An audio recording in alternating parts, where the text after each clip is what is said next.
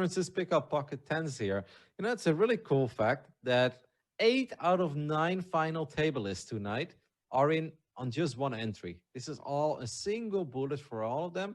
Besides Darren Elias, he actually entered 3 times. So he's the only one. And then obviously he's the one who immediately opens up, shoving fours. He got fours again, by the way.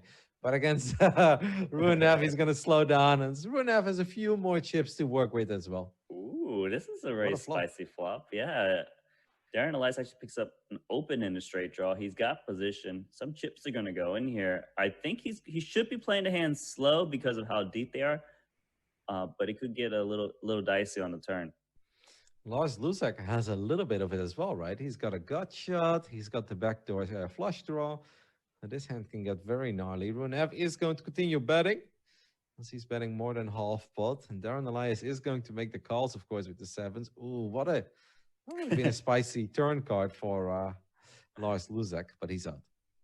Yep, so the 2 10s over pair is going to slow it down and check. He doesn't want to play a pot for all the chips right now. So he does check, and Darren, it's a tricky spot because you kind of want to bet because it looks like your opponent has like ace king a lot, and then you kind of don't want to bet because you don't want to get check raised for all the chips. He does decide to check, and let's see what Ruinef does. Decide to try to get some value. It does kind of look like Darren Elias has pocket sevens, eights, nines, pocket fours, almost exactly. Probably doesn't expect his opponent to defend like ace six suited. This is a nice value bet here.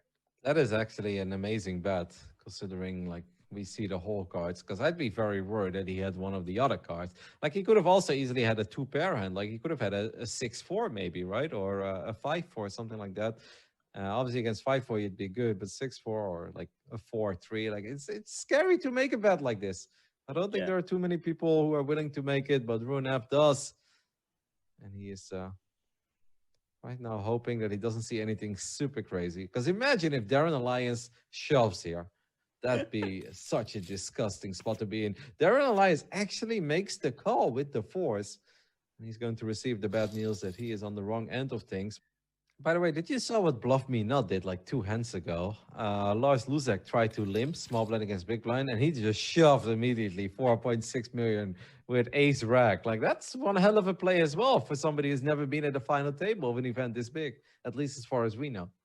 Yeah, I mean, like he's satellited in from $100 tournament, not a $1,000 tournament. You know, he went to the 100 to the 1K to the 10K. He also satellited into the 25K. Just we got some straight draw pair action. This kind of sucks, right? Yeah, I have the feeling that this can get pretty ugly for Oasis. He probably looks at that 500,000 of chips in the middle, and he's like, "I could really use that a lot more than you can." And Runev he's gonna make the call. He's gonna make the call. He's going to make the call, I'm pretty sure. That's a 2x shove pot. Oasis looks like, got to go for it. It's bad news. Only 18%. Yep. Up, running hot. Skinny. That could be it. That looks like a lady, doesn't it? Yeah, but that's not good enough. Oh, that's not good enough. You improve to ninth place, sir. Unfortunately, the shortest stack is eliminated, so Oasis will go out in ninth place, walk away with $46,000. You know what's funny is that this time Darren Elias was in for 3 bullets, right? When Darren Elias won the High Roller Super Millions in week 2, he was also in for 3 bullets. I do really wonder if we would count the amount of entries he's had over 11 weeks so far. Yeah, I think he's played the High Roller Super Millions 47 times at this point, Nano. Well, 33 to be exact, you know. But Rune F opens. And, yeah, you know, Darren, like, he's had the worst hand multiple times, but has gotten his opponent to fold, right? Like the fours into the sixes, the king jack now into the king queen. So it's just like with ICM and final tables, if you put your opponents all in, even though they got like 20 big blinds or whatever, they still not going to call you very light. And actually, this one's going to be a little bit interesting. Just snap call from Lorenis, ace. Chop it up. Oh, no. Chop it up. No. You don't want to see it? Nah, everybody likes to chop. Nobody deserves to lose ace 3 against ace 4 at that point. Like everybody loves a chop out, right? Darren might be out of this tournament against Ruin F. I'm not sure how he's going to play it, but I can definitely see Well, Darren reshoving the ace queen because Ruin yeah. F's been open a lot, and he's got a massive stack. They guys play with each other a lot. I, You know what I could don't. have maybe saved him if TikTok machine would have shoved the ace four. If then Ruin F would have came over the top, then there is a chance that Darren Elias would have been able to get away from this hand. Right now, this definitely spells disaster for Darren Elias as he does go all in. 2.6 million, and obviously Ruin F is going to make the snap call. He's going to give us a little emoji Oh as well. The no! goodbye. I knew it. No, audio is not out of sync, guys. I just knew it. But he still needs to avoid the queens. Oh my It's goodness, what a over. flop. Yep. Well, A deuce. He needs a chop deuce. it up. Good game. Chop. Can we get a magical deuce on the... That could be a deuce. It could be a deuce or an ace. Oh my god, it's a three. That was close. Well, Wow. Runev already was the chip leader, Nano. He is now the overwhelming chip leader with 11 million chips. I love in this bluff me not. I love in all these guys that don't have real names on them, but they're just like satellite players who playing crazy a little bit, right? I think TikTok's probably the one that's playing the least crazy of them all. But TikTok's got 2 pay jumps, given how short he wasn't. That's already a nice payday for him. I like to see a shove here if they say. I don't know. What do you think? I hate ace eight, mate. I mean, obviously now that I know runes have hand, then yes, but the thing, I don't know. This is I an think he early should be position race shoving. as well, though. The thing is, you call here, you're gonna have to check fold so many flops. Ace, I think you just gotta close your eyes against a guy who's got 11 million chips. Oh my god, he just folded the ace eight. I don't know about that one. I don't hate it, Nano. I don't hate it. Let the I man don't- ladder. Why would you light your chips on fire with ace eight offsuit? It's terrible, mate. Get out of here. I don't know, man. Ruin F's, he's got 11 million chips. He's clearly gonna open like really wide. Even I in at early least position, though, don't you give the early position, the under the gun race, you don't give that a little bit of credit? credit, but he's still gonna open Queen Jack offsuit, Jack 10 offsuit, probably 7-9 suited. That's too Okay, tight. this in one my I don't opinion. like. I don't like the limb from the small blind here. If you've got like 9 big blinds, I mean, he does flop best, so who am I? But I don't really like that because more often than not, Runev is going to make a play on you, right? And then you already committed half a blind extra for what?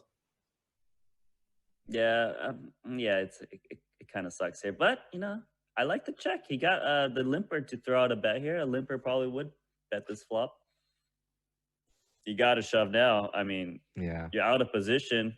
You got 8 big blinds. What is there to wait for? He just calls. Okay. I don't know about this. I think a lot of times you let your opponent just check back the turn a lot and get free equity. And Ruin F is confused. He just ships it in. He will call this TikTok's- time. He'll call. He's, call. He's Yeah. got to, because Ruin F's going to shove like flush draws, right? Straight draws. You can't fold this, mate. You've already committed half your stack. Come on, TikTok. Let's get it over with. Maybe he's recording a snap cam for us, but he has to call this one. And he does make the call. And I think we're going to chop it up. Oh, my goodness. Oh, Ruin F just laughing at him with the Daniel That Negreanu. is so mean. Is that a 5?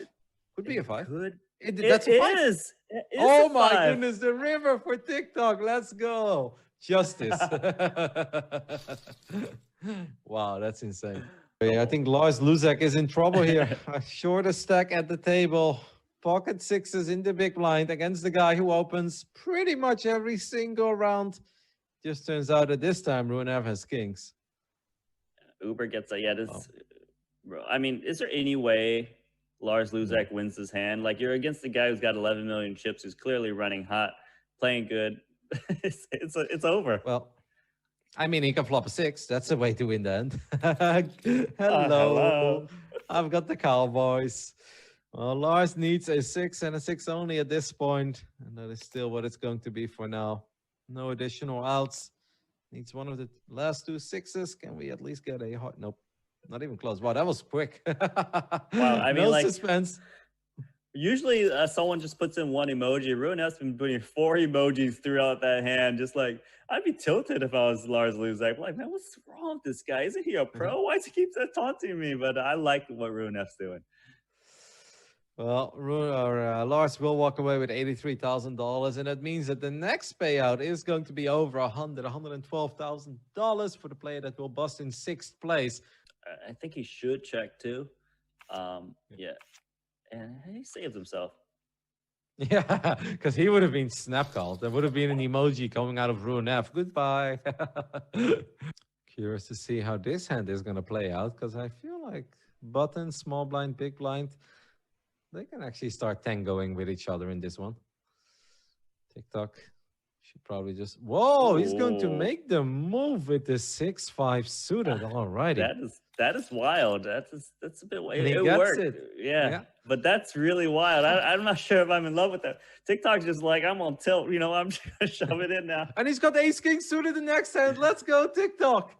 Wow. What a moment to pick up ace king after you just ship it, jam it all in pre-flop with the 6-5 suited. Next hand you pick up ace king suited. He's probably just gonna take it down pre-flop again, unless Levinskas is like, you know what? A That's a million tough chips. spot. Yeah, that's a really tough spot. I think ace jack could easily be the best hand. That's the thing. It's But 6 he and calls, snap calls. Oh. Wow. Levinskas going to get the bad news. He's going to need a jack. We could potentially chop it up as well with another 3. A 10, 3, or a jack is what Levinskas is hoping for right now. That could be a 10. But it's not a 10, it's a 9. Can't be a 10. Can't be a 10. Yeah, too few pips. I know. Sorry. I can count, Nano. I'm good in math, but I'm very bad at counting pips on cards. So TikTok, he's in 4th place now. Just playing solid. And Uber Celta now 2 kings. Van Fleet, can he get away from the 2 8s? Ooh. I think he might be able to, because Uber, you know, he 3-bet the aces earlier, right? He's probably going to 3-bet the kings this time. Wonder how much he's going to make it. Maybe like 7-10. Whoa, he just calls with the kings. And this can actually spell trouble for Ape Styles. Bye-bye, Ape Styles. Guaranteed bye-bye. Like, this is the perfect reshove spot. Like, Ruin F opens. Bye-bye. And look what Lorena says. 8-4 offsuit. 1-8 dead. Oh, just calls. Okay, save. Welcome back, Ape Styles. Welcome back to the tournament. That is a flopper. He might even think that he's good, but he's definitely not good here with the 8s. And Uber Celta probably a little worried now. He's like, uh-oh. Suddenly it's a 3-way with my kings. Wasn't really planning on this. I like how Uber actually flatted the kings, though. He's got that image where he probably doesn't, people don't expect him to be bluffing. So, and he knows Ruin F's opening garbage. It's the best way to pick up extra chips, maybe get some short stack to reshove on him. And I'm surprised Van Fleet didn't reshove the 2 8s, and he actually going to save himself here. Is going to call this bet, though. He could easily have the best hand, so I don't fault him. And Ruin F's like, what are you guys doing? They're not respecting my raises over here. Well, Ape Styles does pick up a couple of additional outs, because a 9 is going to be good now as well. So that improves his odds quite a bit. He went from 1 out to 5, Nano. That's a decent improvement. Yeah, but Uber's probably going to just shove here, because Uber Celta needs to protect his hand. Too many hands that's just going to check back the turn, you know, like Queen Jacks, pocket 9s, pocket 8s, like just ship it in. And Van Fleet, he did lose some chips, but at least he got to see 4 cards, and you know he's still in the tournament. 3 shoved ace queen early. King 10 into ace king. TikTok just waking up in the right spots. He's going to have a lot of chips here if he dodges the 10. So far, so good. Can TikTok stay alive? No, actually, it doesn't matter. He's got the ace of hearts as well. So reducing one of the outs. And that needs to be a 10. That's Spain. So that is not a 10. TikTok, all of a sudden, second in chips. 4.7 million. Earlier, he was barely scraping by now. He was almost out with that King 7 hand. And look at him now. Second in chips. Van Fleet's probably going to just shove his 2 8s. Yeah, right now it's been... This final table has been very different. There hasn't been that much post-flop play. It's actually been more straightforward, kind of what you would expect a final table to play like, for more, you know, like good players. And just kind of what I expect when you see 3 satellite guys in here, right? Like, they're not playing tight, but, you know, they are also at the same time. Anyways, Van Fleet and TikTok gonna battle it out. It's all been TikTok lately. I'm feeling bad for Van Fleet right now because TikTok just hasn't been losing all ins. Yeah, but TikTok might actually just call here with the tens. I know that's I not the don't. stand. No, that's I not the don't think standard so. play, Neto. I think he's gonna just call with tens. I don't think so because TikTok, while he's playing tighter, he's not an uber nit. You know, he saw him open the king seven suited. Tens has just too much. It's just too good. He has to know it's too good not to reshove here because Van Fleet's gonna open weaker hands that are just gonna fold like king queen offsuit, and there's a shove. You're right. It does go all in pre-flop. Tens against ace king, a traditional flip here. And that is a pretty damn decent flop for ape styles. Makes the king, had the backdoor spades as well. And now he just needs to avoid a 10 on the river. That could be a 10. No, it's not. Not enough pips. Damn it. You know what it is? 4 pips on the side. 4 pips on the side, all right? I know. You know what it is? I use the 4-color deck, okay? I'm very good in spotting how the numbers look, or if it's a queen or a king or an ace. I'm very good at the 4-color deck, but the pips is not my thing. I don't use the pips. You get a lot. Uh-oh. Well, Lorena's could be in some trouble here. 2 ace The jacks. funny thing is that both of them have ace jack suited. Both Rune F and Bluff Me Not have ace jack suited. And don't forget that Bluff Me Not just picked up the blinds 2 rounds in a row. And he probably looks at he's like, hey, I'm doing the TikTok, like I'm picking up blinds in a row, and I'm gonna get the double off at the ace jack suited. But this hand can get really feisty.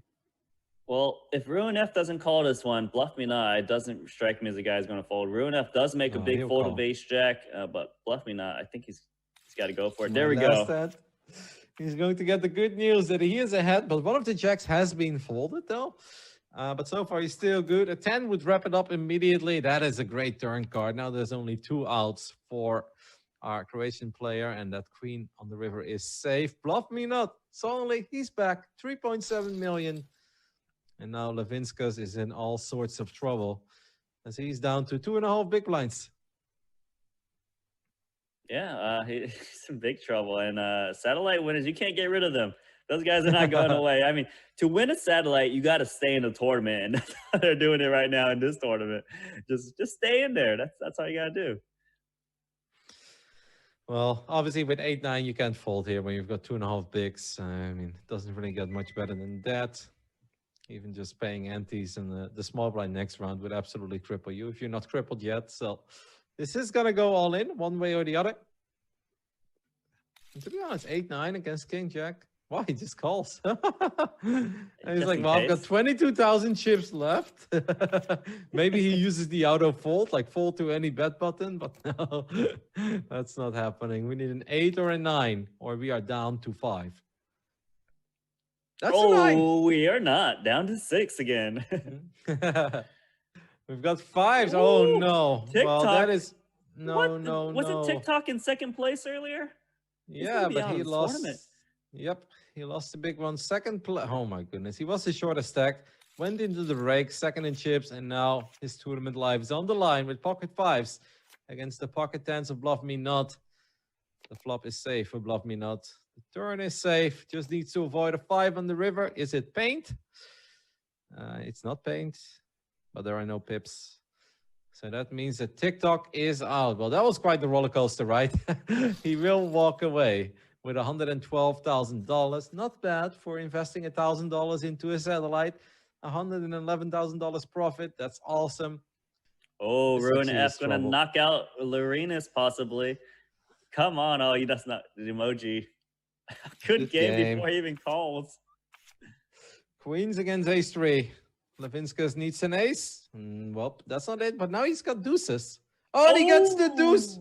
But can the board pair on the river or not? We need a queen, 4, 5, or a deuce. And it's another deuce. Can you believe it, Nano? What a run out.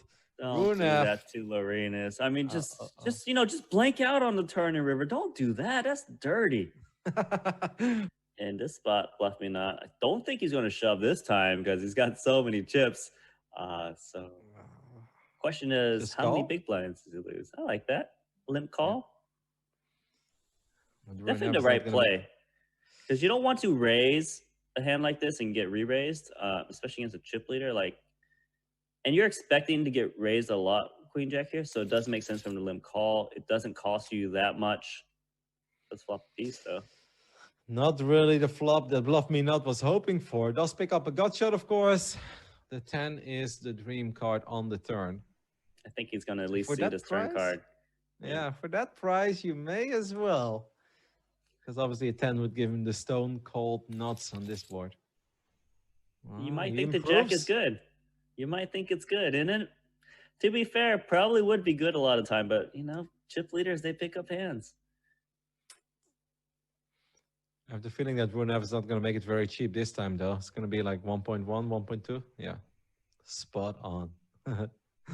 Yeah, you got to charge those 8-9s, those 10-9s, jack 10s, all those types of hands. And now it sucks for queen jack because you're like, oh, I improved my hand. I could have the best hand, but I could be behind.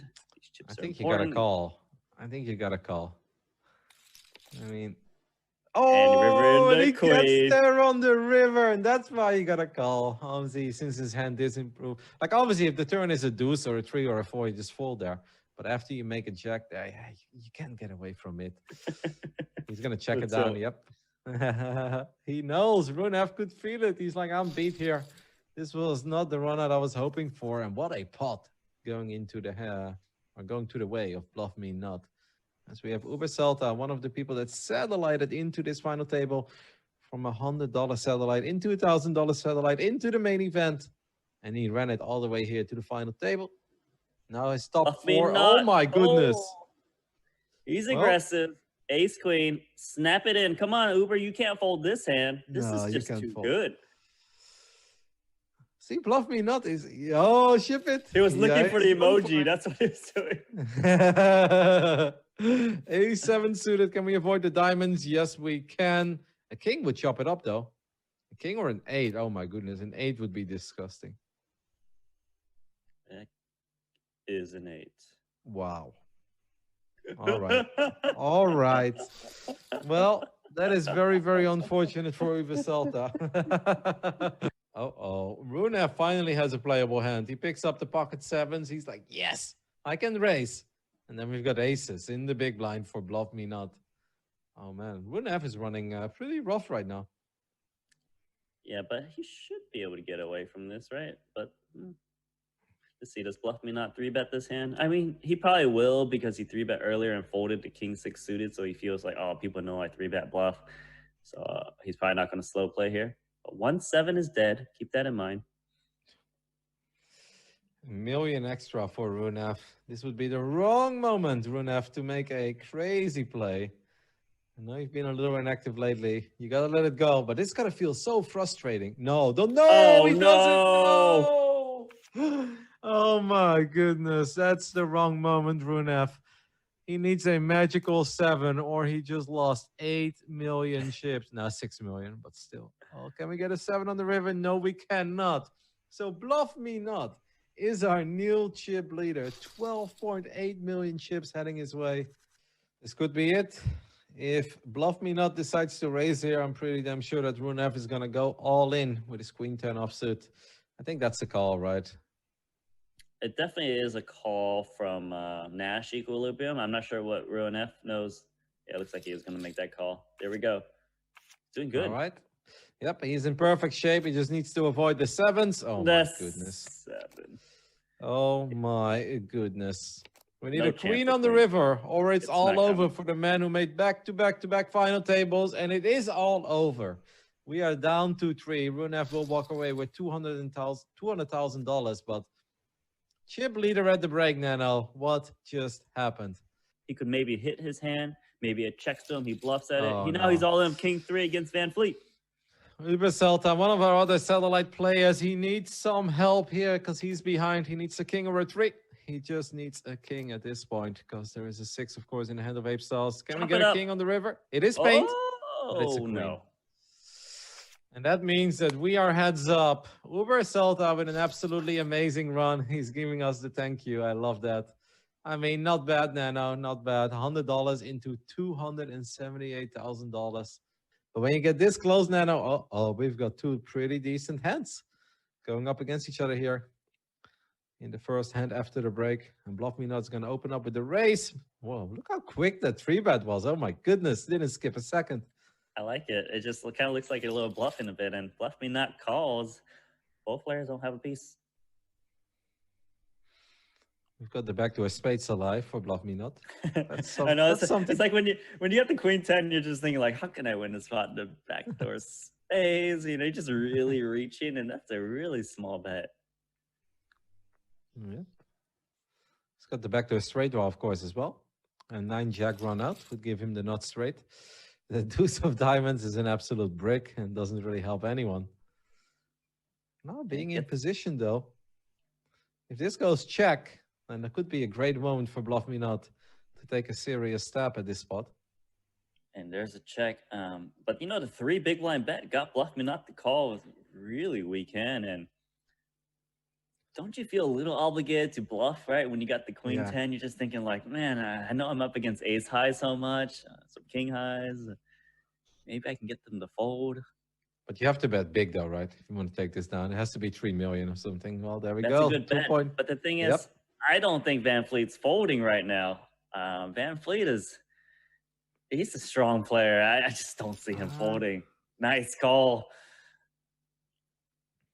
Oh my goodness. He's going to check one more time, though. Can Bluff Me Not pull the trigger for a massive pot? 11 million chips in the middle. This be a moment, mate. Imagine if he does it. Do it. First hand after break. No, he checks. He gives up. And that means that no, Ape Stalls is actually our chip leader in this heads-up match. Yeah, and also Bluff Me Not is definitely getting a little out of line pre-flop. Now, this is the wrong moment, perhaps, for Jonathan to make a move, because the ace-4 suited heads up feels like an absolute monster. Bluff Me Not. He's not folding. He's just thinking, should I ship it? But look at that flop. Yep, Ape Stalls kind of flopping the world here, even though he doesn't really have anything yet, and he's still behind. He's got the flush draw. He's got the gut shot. Oh, checks. He's going for the check raise all in. That's very sneaky. And I think that's a pretty good, cool play, because I think he can get a lot of better hands to fold if he just check raise it. Like, you know, a hand that feels obligated to bet the flop like 8-9. Oh no, he's let his opponent hit the only card that will let him put in a lot of chips. Bluff Me Not with a big decision here. I'd like to see him just go for it. There's so much in the middle right now, like 5.2 million. You got to just call. Oh no, you should go for it. Go for it. Never mind. I was gonna say you got to just call because you want to let your opponent bluff that ace. You don't want to let him get away from bluffs. But anyways, Van Fleet makes the gin card, somehow is going to win a ton of chips. Does he go for a smaller bet? He could win the tournament here. He could. Yep, this could absolutely be it.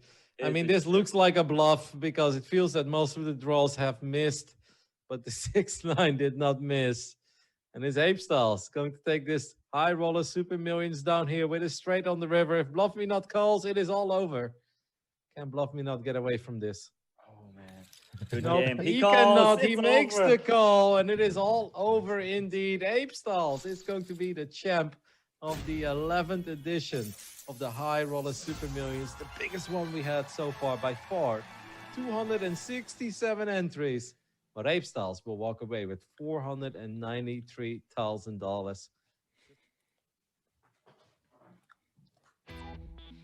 Hello everyone and welcome to another edition of the High Roller Super Millions coverage over at GGPoker. This is of course a Twitch channel, GGPoker Official, and I welcome all of you. I'm Kevin McCoy, also known as Rotterdam as on always, or as by always. You guys know what I mean. As always, I will be joined by Nana Noko tonight. This countdown was so quick, I was a little bit caught off guard. I was like, oh, we're live. Anyway, Nana, what's up, matey? Yo, what's up? Another series and closing out the World Series soon, you know. They get into day 2 now of that main event, right? Like the 5K. And I think I looked at it, paid almost $4 million for first place, and I think you still get $1 million if you get 4th place. It's just a big prize pool, big name still in that tournament. And I believe there's a 25K running. Is that right? That is correct. To go back to the main event a little bit, I believe that day 2 has already finished up. I think that was played over last Sunday during the High Roller Super Millions as well. But that didn't really slow the action down. We still have the second biggest field we've ever had for this 10K buy-in event. We had 255 entries. Of course, if you guys are new to this event takes place on a Sunday evening, Central European summertime. And then it's played all the way down to the final table. and then we play the final table on Tuesday. But we had 255 runners this time, so that is super awesome. Obviously makes for a very juicy final table prize pool. But I believe day 2 was being played of the main event at the same time. And I saw a lot of people sharing the screenshots like Ben CB is having one hell of a run. Of course, somebody that we've also seen at one of our final tables. But I was going down the list, and at the bottom of that list of players that are still active in the online main event of the World Series of Poker, I saw Samuel Valston there as well, the European. He too is going strong in the main, and I thought that was very fun to see. Yeah, I mean, I told you about the European. He just seems to always get to the end, you know. So he's doing really well in that main event. I think Ruin F was doing really well, but didn't happen. He did bust, but he did get pretty far into that tournament as well. And those are the guys I said, man, they just keep getting really far in these tournaments. And it's not surprising that we see him at these Super Millions final tables coming up. We're not going to see him today, but I'm sure we'll see them again soon. Yeah, I think a lot of you guys are familiar with the drill by now. Of course, the actual poker action starts in 28 minutes, so 30 minutes past 8 for the Europeans out there. But we use this part of the show, as we call it, the pre-show, just to go over the 9 final tablers we have, cover them a little bit, tell their backstory, and of course cover some of the hands they've had on their journey to the final table as well. We can dive into that soon because we do have a very fun list. But is there anything else you want to share with the world, Nano, before we start talking about today's final table? No, I'm ready to talk about it. I'm ready to see another cool final table, and I think the first name here it's a good one to see. All right, let's get it on then, guys. Let's take a look at the 9 players that we will see tonight in action over here at GGPoker Official, the Twitch channel. First up is a man that has made it to a final table before, obviously a regular in the high roller circuit, and last time he also came in as the chip leader. It's Crystal Vogelsang. He's back, Nana. Yeah, chip leader twice in a row. That's good because most of the times they get 2 final tables, right? But they might come in as chip leader, they might come in as 5th leader, but 2 chip leaders. But he's got 3rd place last time when he came as a chip leader, which is, I would say, still a pretty good performance. He played really well. I think he can definitely take it down. I think he's one of the best. He's a cash game player primarily. Started as a heads-up player, and he's just always been playing the high stakes. I've given this guy a lot of my own money just from losing to him. He started to play some big tournaments. Like just a lot of these cash game guys, they jump straight into high roller tournaments just because they think they're really good at it, and they are really good. They only have to make really small adjustments, which is adjusting to the stack size. They're used to playing 100 big blinds, but nowadays, every single cash game guy is really good at these 20, 30, 40 big blinds, where the tournament regs still had an edge on them. Now it's the cash game guys tend to come out as some of the best tournament players in the world. I mean, we've already been doing this for 12 weeks now. I mean, time flies when you're having fun. And it's been really cool for me to see a lot of these guys that have been crushes over the last few years that I wasn't that familiar with. But this was one of the names that I already knew even before we started covering these final tables. So I was super excited to see him play last time. And obviously he played incredibly high level poker. But I gotta say, the last final table, I felt he was a little quiet. He wasn't really out there, like not the Mike Adamo style, where he's like, all right, I'm here to take part and to take over at the same time. He just kind of played his hands, obviously picked his spots well, came in as chip leader and the top 3. It was good, but I was secretly hoping for a little bit more. And I hope that we can actually see some of that magic tonight. What are you giggling at? Is that weird? No. Because some like we've said it over and over. Some people have different styles. Just because you're some sicko doesn't mean you play like super crazy. Some are very solid, and players like European and Ruin F are kind of like the same thing. They're very good, but they don't play that crazy Michael Adamo style. But you don't need to play that crazy style to win tournaments. Michael Adamo, he busts tournaments very early as well, and sometimes he comes in with multiple bullets and. Doesn't mean it's the best way to play? No, it doesn't. But, sometimes when you pair certain players with other players, sometimes they can really crush because their style does well against others. But I think he's going to do pretty good today. Well, I'm excited for it. The second time that we're going to watch Mr. Vogelsang play live over here. Let's take a look at one of the hands he had that helped him beat chip leader. I do think it's worth mentioning, by the way, this is not the hand that I was looking at before, but maybe... I have got the wrong sheet. Anyway, this is a new one to me. I have seen this hand. But I didn't know that this was the hand that we are going to take a look at right now. But we have the jacks here. Nano, talk us through. Yeah, in this spot, yeah, I think you're right about the hand. But this, I'm not sure if this hand looks very familiar. But regardless, he does hero call a big shove here. Like we said, he just isn't scared. Willing to call jacks and ace coming is pretty scary there. Yeah, I'm a little bit caught off guard because I was ready to talk about another hand where he was making a massive bet on the 6. But I mean, it's always still fun to see. This is actually a hand where Fedor Holtz apparently was involved as well. I have the feeling we have covered this hand, but a couple weeks ago. But that could just be me. Maybe this is a hand that did actually happen last Sunday. Of course, once again, this tournament always starts off on Sunday, and then we play down all the way to the final table. And then we are left with 9, besides 1 week where we covered like 2 tables, but that was a long story. Anyway, we're excited to see Christoph Vogelsang once again. He is one of the 2 final tablists that did fire 2 bullets. So this isn't his first life, but hey, you fire 2 bullets and then you final table as chip leader. I think that was already a pretty damn good investment if you ask me. Let's take a look at our second player at this final table, which is also a familiar face. Somebody that we have covered before at one of these final tables as well. Adrian Mateos. I mean, he's back again. And if you take a look at the career highlights, I think that list kind of speaks for itself. Yeah, Adrian Mateos, he saw him play last time. He got 6th place, so, you know, not too shabby, but not too great. He's multiple bracelet winner in No Limit Hold'em, which is pretty impressive. Like, it's hard to win World Series of Poker bracelets these days because, especially in No Limit Hold'em, the field sizes are so large, but he just manages to do it. I believe in this video clip that you see here of him, it was the one where he won a big tournament, but he did some crazy bluffs. Like, I believe he called some check raise on some ace high board with just some high card, and then bet the turn and shoved the river and got a big bluff through. It's just like, this guy is super sick. Of course, games evolved. His game has evolved. You know, last final table we saw him limping and stuff like this. You know, trying to take his post flop edge, trying to create that larger stack to pot ratio. He's just very good. I think a lot of people probably regard him as the best player from Spain. Of course, that's always debatable in poker, but, you know, like, he's definitely top 3, 100%. There's no doubt about that. He could be the best, but he's just very, very good, very aggressive. And I think, like, he has very good hand reading, and he knows when to turn his hands to the bluff. He's just an all-star player, and I also think he will do very well. The thing is, this final table this week is very, very good. I'm going to have trouble picking one later today. Well, don't worry about that. We still got like 20 minutes to make up your mind. I mean, when you say arguably the best player from Spain, I'm like, hey now, Jesus, 20, Big Will 20, rocking that Spanish flag as well. Slow down, Nano, okay? Don't step over my boys. But let's take a look at one of the hands that Adrian had on his journey to his second final table here at the High Roller Super Millions.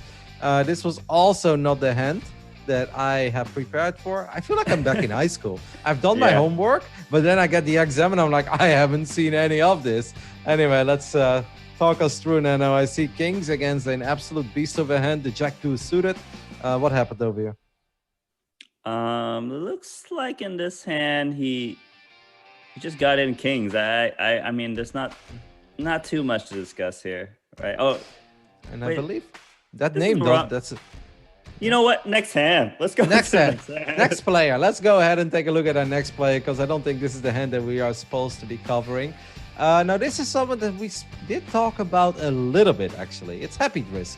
And Happy Driz has never final tabled, but there was that 1 week where we actually started with like 16 or 17 players left because there were some server issues on the Sunday evening. So the rest of the tournament got postponed.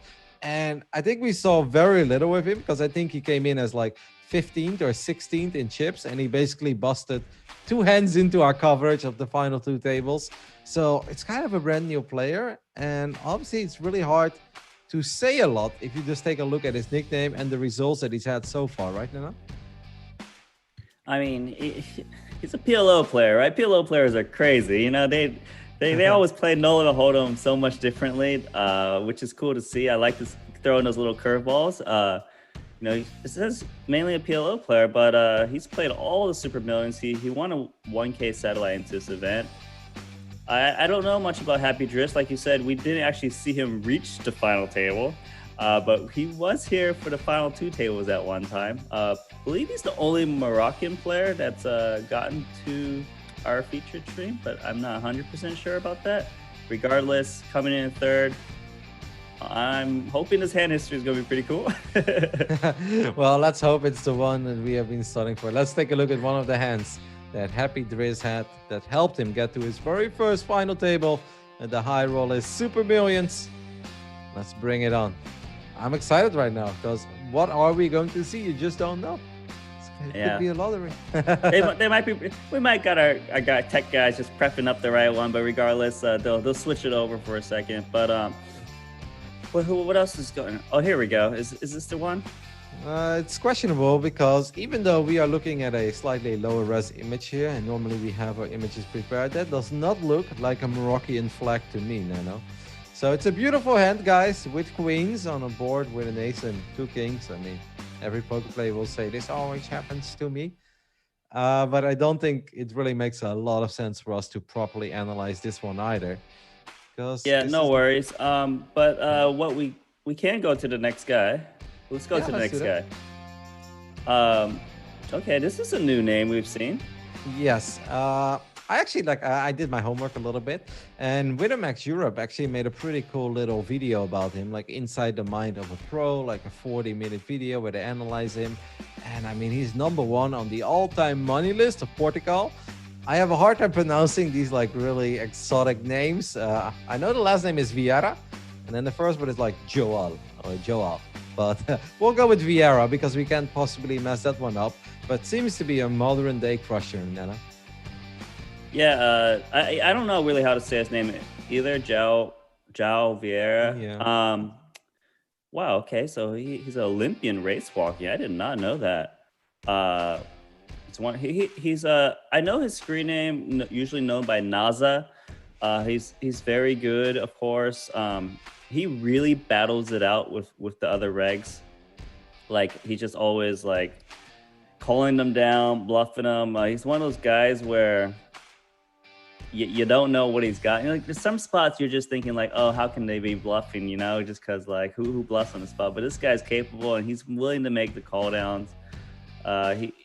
He's very good. I'm happy to see him reach the final table because I'm a little bit surprised he hasn't done it yet in our 12 editions, but now he's here. He's coming in 4th position, 40 big blinds. Again, like this is a guy who I would very likely want to pick at the end as well. I like all the guys we picked so far that's shown up. Yeah, I like. So what kind of flag is that he's got on his back in this photo? Is that a Portuguese flag? Yeah, that's Portuguese. For sure, yeah. 100%. I mean, if you just watch Ronaldo play some football every now and then, and you see that flag being waved around. Obviously, Portuguese player as well. Otherwise, you wouldn't be first on the all-time money list of Portugal. The Olympian part, I did not know much about, but I think that is super awesome. I am definitely going to watch that entire video. I've been having a great time, by the way. Like, whenever we see some of these guys make it deep in these tournaments, to then like watch some more of their stuff, like listen to a podcast or watch like a little documentary that people made about them. I think it's honestly been a lot of fun. I believe that our slide is ready. So let's take a look at one of the hands that Mr. Vieira had that brought him to his very first final table of the High Roller Super Millions. It's slightly different than what I expected because I believe that it's Blue and F, but yeah, but we'll just move on to the next one. All right, let's take a look at our next player. No, I thought you always want to talk poker. No, like it doesn't even matter if it's fresh or old. Today I don't really feel like it. You know, I just want to talk about the profiles. That's fine. Nano is just becoming a journalist at this point, guys. He's no longer a poker player. He's retired. All right, next up is Mustafa Kanit from Austria. He's second on the all-time money list. Italy, actually. So maybe he's playing from Austria, but he's actually Italian. Looking at how he's done at the high rollers in Monte Carlo, he seems to be pretty damn familiar with the high roller circuit, Nana. Yeah, Mustafa. I don't know if it's Kanit or Canit. I really have no idea. But Mustafa, anyways, he's a sicko known as Lasagna because he's an Italian poker player, second on all-time money list. I'm not sure who's above him. I'm sure someone in the Twitch chat knows who's #1 on all-time Italian money list. But regardless, he like another sicko. I'm surprised he hasn't reached the Super Millions final table yet. Here he is. This is a star-studded final table. We've had some final tables in the past where it's been a bit of a mixed bag of players, but here it's he's just really good. I don't really I haven't analyzed his game that much because I haven't been at final tables with him and stuff like that or watched too many things with him. But I've seen some hands where he's like played pocket queens and 4-bet pots in final tables where he changes it into a bluff and comes ace high, gets his opponent to fold. Although he had like pocket tens and gets like pocket queens to fold on ace high boards. So very aware of the situation. It's about adapting in poker, when to turn your hands to bluff, when you realize maybe my hand's no good anymore. Mustafa, man, I want to pick him too, man. I don't know who to pick now. And we've only gone through 5 people. You're very worried about our little picking contest, aren't you? Yeah, because I've been picking bad lately. I've been picking poorly. To be honest, you did get ape styles last week, didn't you?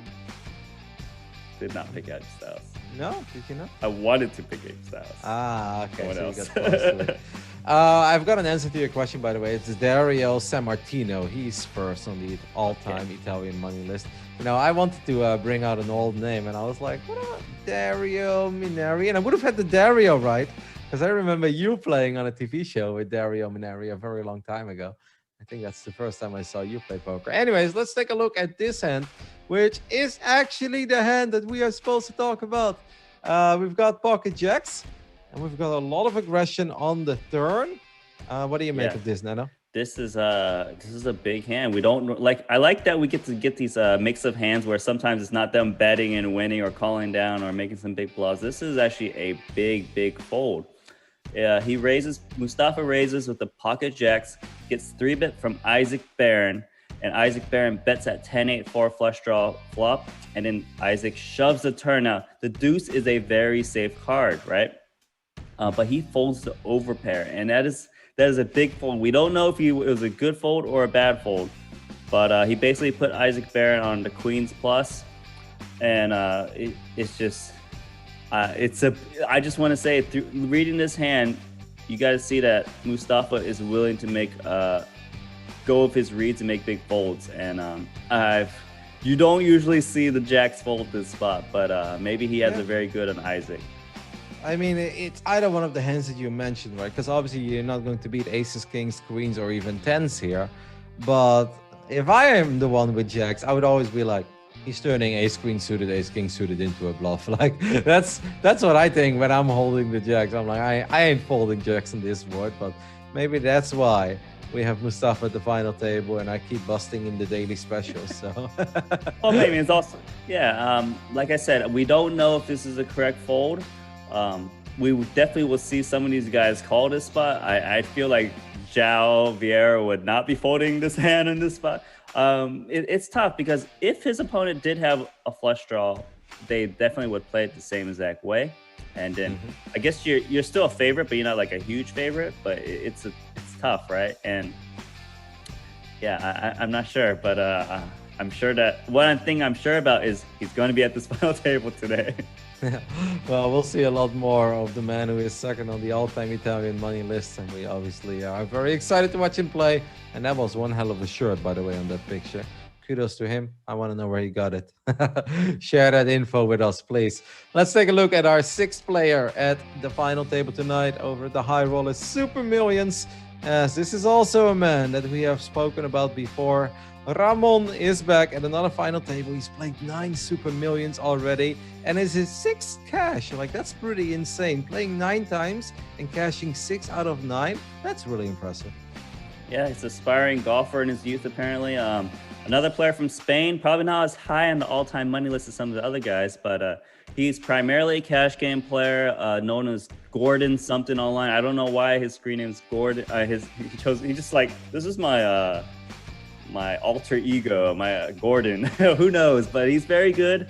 One of those cash game guys transitioning over to the tournament scene as well, and you can see he's played some live tournaments and has done pretty well there as well too. He's 16th on the all-time money list in Spain. I mean, that ain't too bad. Yeah, it's all right. Yeah, I All mean, right. if you just win a couple of the high roller super millions, you start getting up that list real quick as well. So let's take a look at the hand that Ramon had that helped him get to his second final table here over at the show. I did actually take a look at this hand. We had the ace eight. And this is one of these hands, Nana, where I'm reading through it, I'm following the action. And then I look at that river bet and I'm like, is that a bluff? Like, what exactly am I looking at here? He does have the eight as a blocker, of course, and can maybe represent an 8-10 there or yeah, something among Yeah, those I lines. would say that I think that's definitely a value bet there. And Okay. you're right. You know, the flop, the turn looks pretty standard. You got the top pair. You want to get some value. Looks like his opponent, it's a thin value bet shove, right? Because a lot of times when you get called here, you always looked up by a better ace, like ace 10, ace queen, or some slow played hand. But you know, this is thin value betting, and when you play against a thin value better, you can't just be like, oh, when I see a river bet, they got the nuts or they got a bluff. But so you'd be like, oh, well, I can call any ace technically because he either got a really good two pair plus, or he's got an air ball. But this guy, can you imagine you call him down with ace deuce here and he shows you ace eight, you feel like the biggest fish ever. So against thin value betters, it's quite tricky. And yeah, you're gonna have to call him down a bit more, or you could be making some big hero faults. And it's clearly, I don't think he got Connor to fold a better hand. Connor doesn't really strike me as that kind of guy. And, you know, these guys got a lot of metagame. And the hands you see in these high rollers, they play differently than at your $10 daily special or whatever. So, you know, that's what happens when you move up. And it's pretty cool, intense.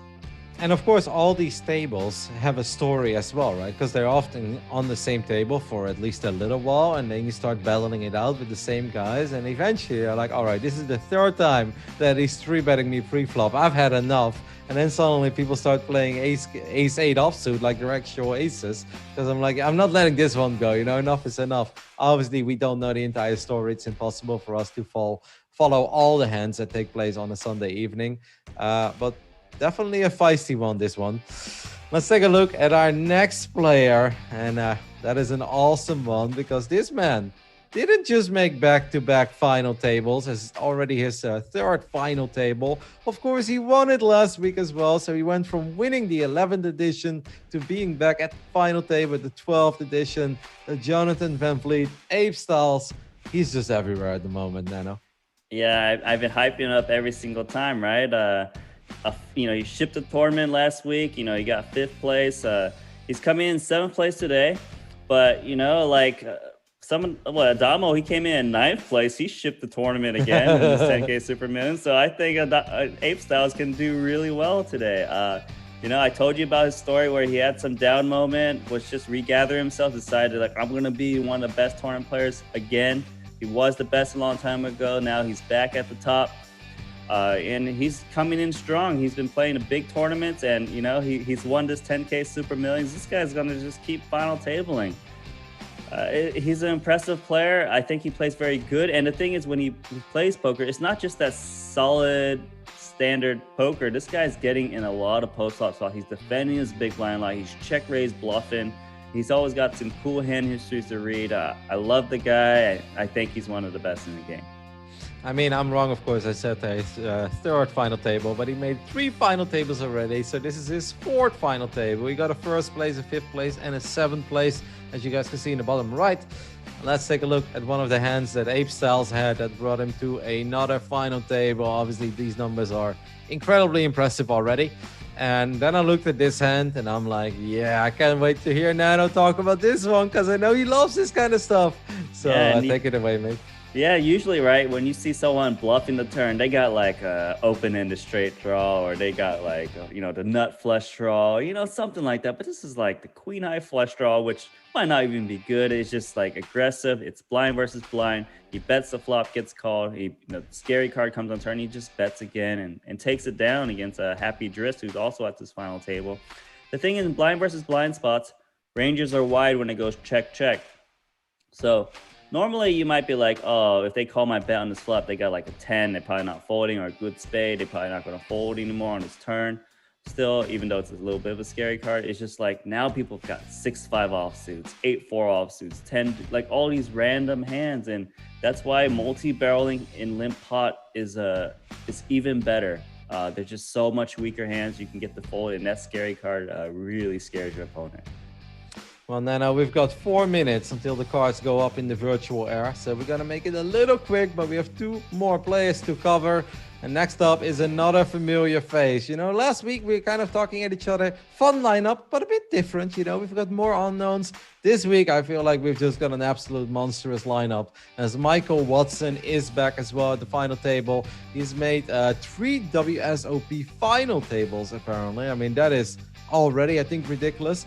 He has played all the high roller super millions so far, has cashed 3 times. This is his second final table. And I think he's got 2 nicknames listed. Sir Watts, oh, we gotta go with Mad Dog, man. Come on, if somebody calls themselves Mad Dog, you gotta go with Mad Dog. That's just a great nickname. I wonder who gave him that screen. I'm not sure, but he's pretty good friends with Timex. He came in, I think, in 9th place or 8th place last time. Got 9th place. He's coming in the bottom again. I'm not liking that vibes that much, but here he is. He's been playing for a long time, and he's been playing all the big tournaments. And you know, that video clip you saw there is from a really long World Series ago, I think, because it had that very like older footage vibe. Here's some newer footage of him. Good luck to him today. It's going to be really fun. Let's take a look at one of the hands that Mad Dog had that brought him to his second final table. Last time he finished 9th. Hopefully he'll do better. Oh, wrong guy. Skip it. It's okay. I mean, we're running out of time anyway. Obviously, this is a player that we can't say too much about. The Vaccine, not a real ID player. He's just playing under his nickname. He's a mid-stakes grinder. He did manage to play 3 super millions. I always think it's funny when it's like, he's playing the mid-stakes. It's like, well, he also participated in 3 10Ks. Upper echelon of the mid-stakes, I think, right? Can we agree upon that for all the mid-stakes grinders out there? But yeah, now looking at this, obviously not too much we can work with. Yeah, we don't know much about him, but you can see that he only plays it if he satellites in, it seems. So maybe a big tournament for him. Probably should be playing tighter in general based on that read alone, but you never know. Some of these guys who satellite in, they're crazy, or they just kind of go for it. He did win a WSOP side event, by the way. I've been participating in a couple of those. They've been really fun because you get some of the more known guys on your table as well. You know, like some of the vloggers, Brad Owen or something. It's super cool. And apparently he managed to take down the 550 stack. Not exactly the same skill as the higher roller super millions, but that's still really impressive. As he backed 67K on that one. Do we have a hand for the Vaccine before we take a look at our final table? And we should see a little bit of a swapperoo as well. We do have in hand. And, well, this one, I looked at it and I'm like, all right. I feel like his opponent, is that Ramon actually? I believe it is Ramon. A little bit surprised by that outcome, Nano, but what do you see when you look at his hand? It just looks like his opponents didn't believe him with the top pair. They call him down with the middle pair. And when someone's calling down mid pair, they think you bluff often enough. So yeah, it's gonna be it's gonna be a good cast today. You know, I'm see. Let's take a look at the final table. Yep. I mean, it almost feels like maybe it was a tricky play to check on the flop and then make it seem like you're weak and you've got, I don't know, maybe you're trying to represent jacks or anything lower than that. But I believe he just called pre-flop as well, yeah. All right.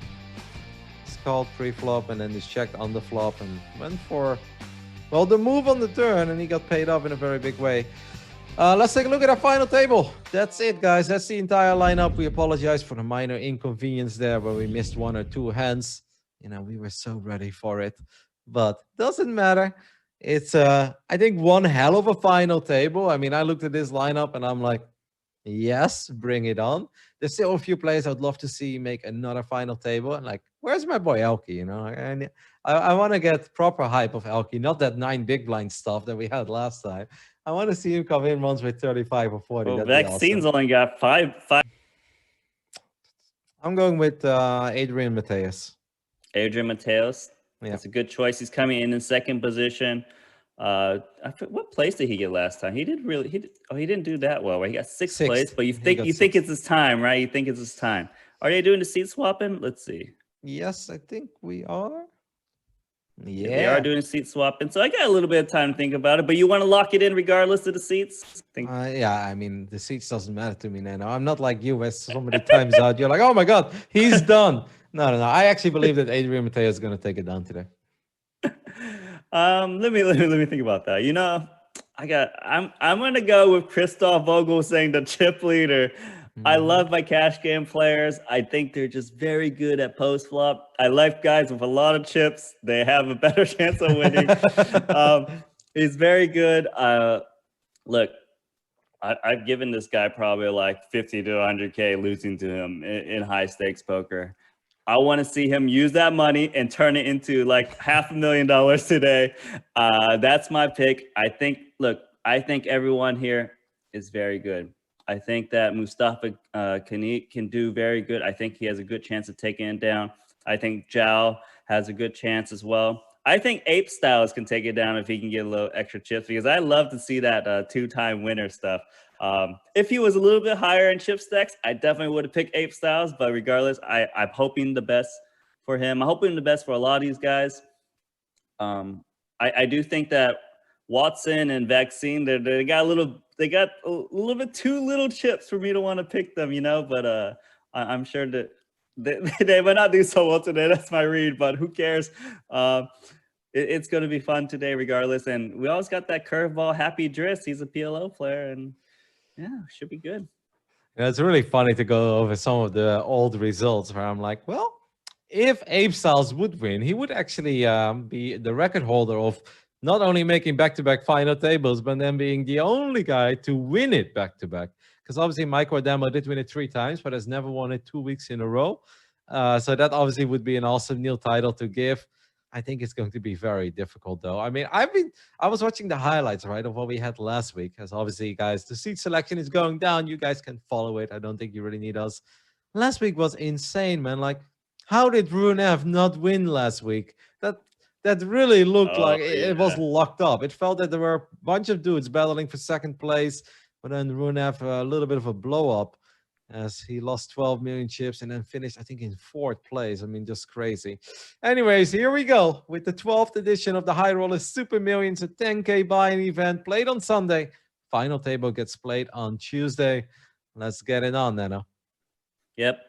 So first thing we want to point out is that Vaccine has 5 big blinds.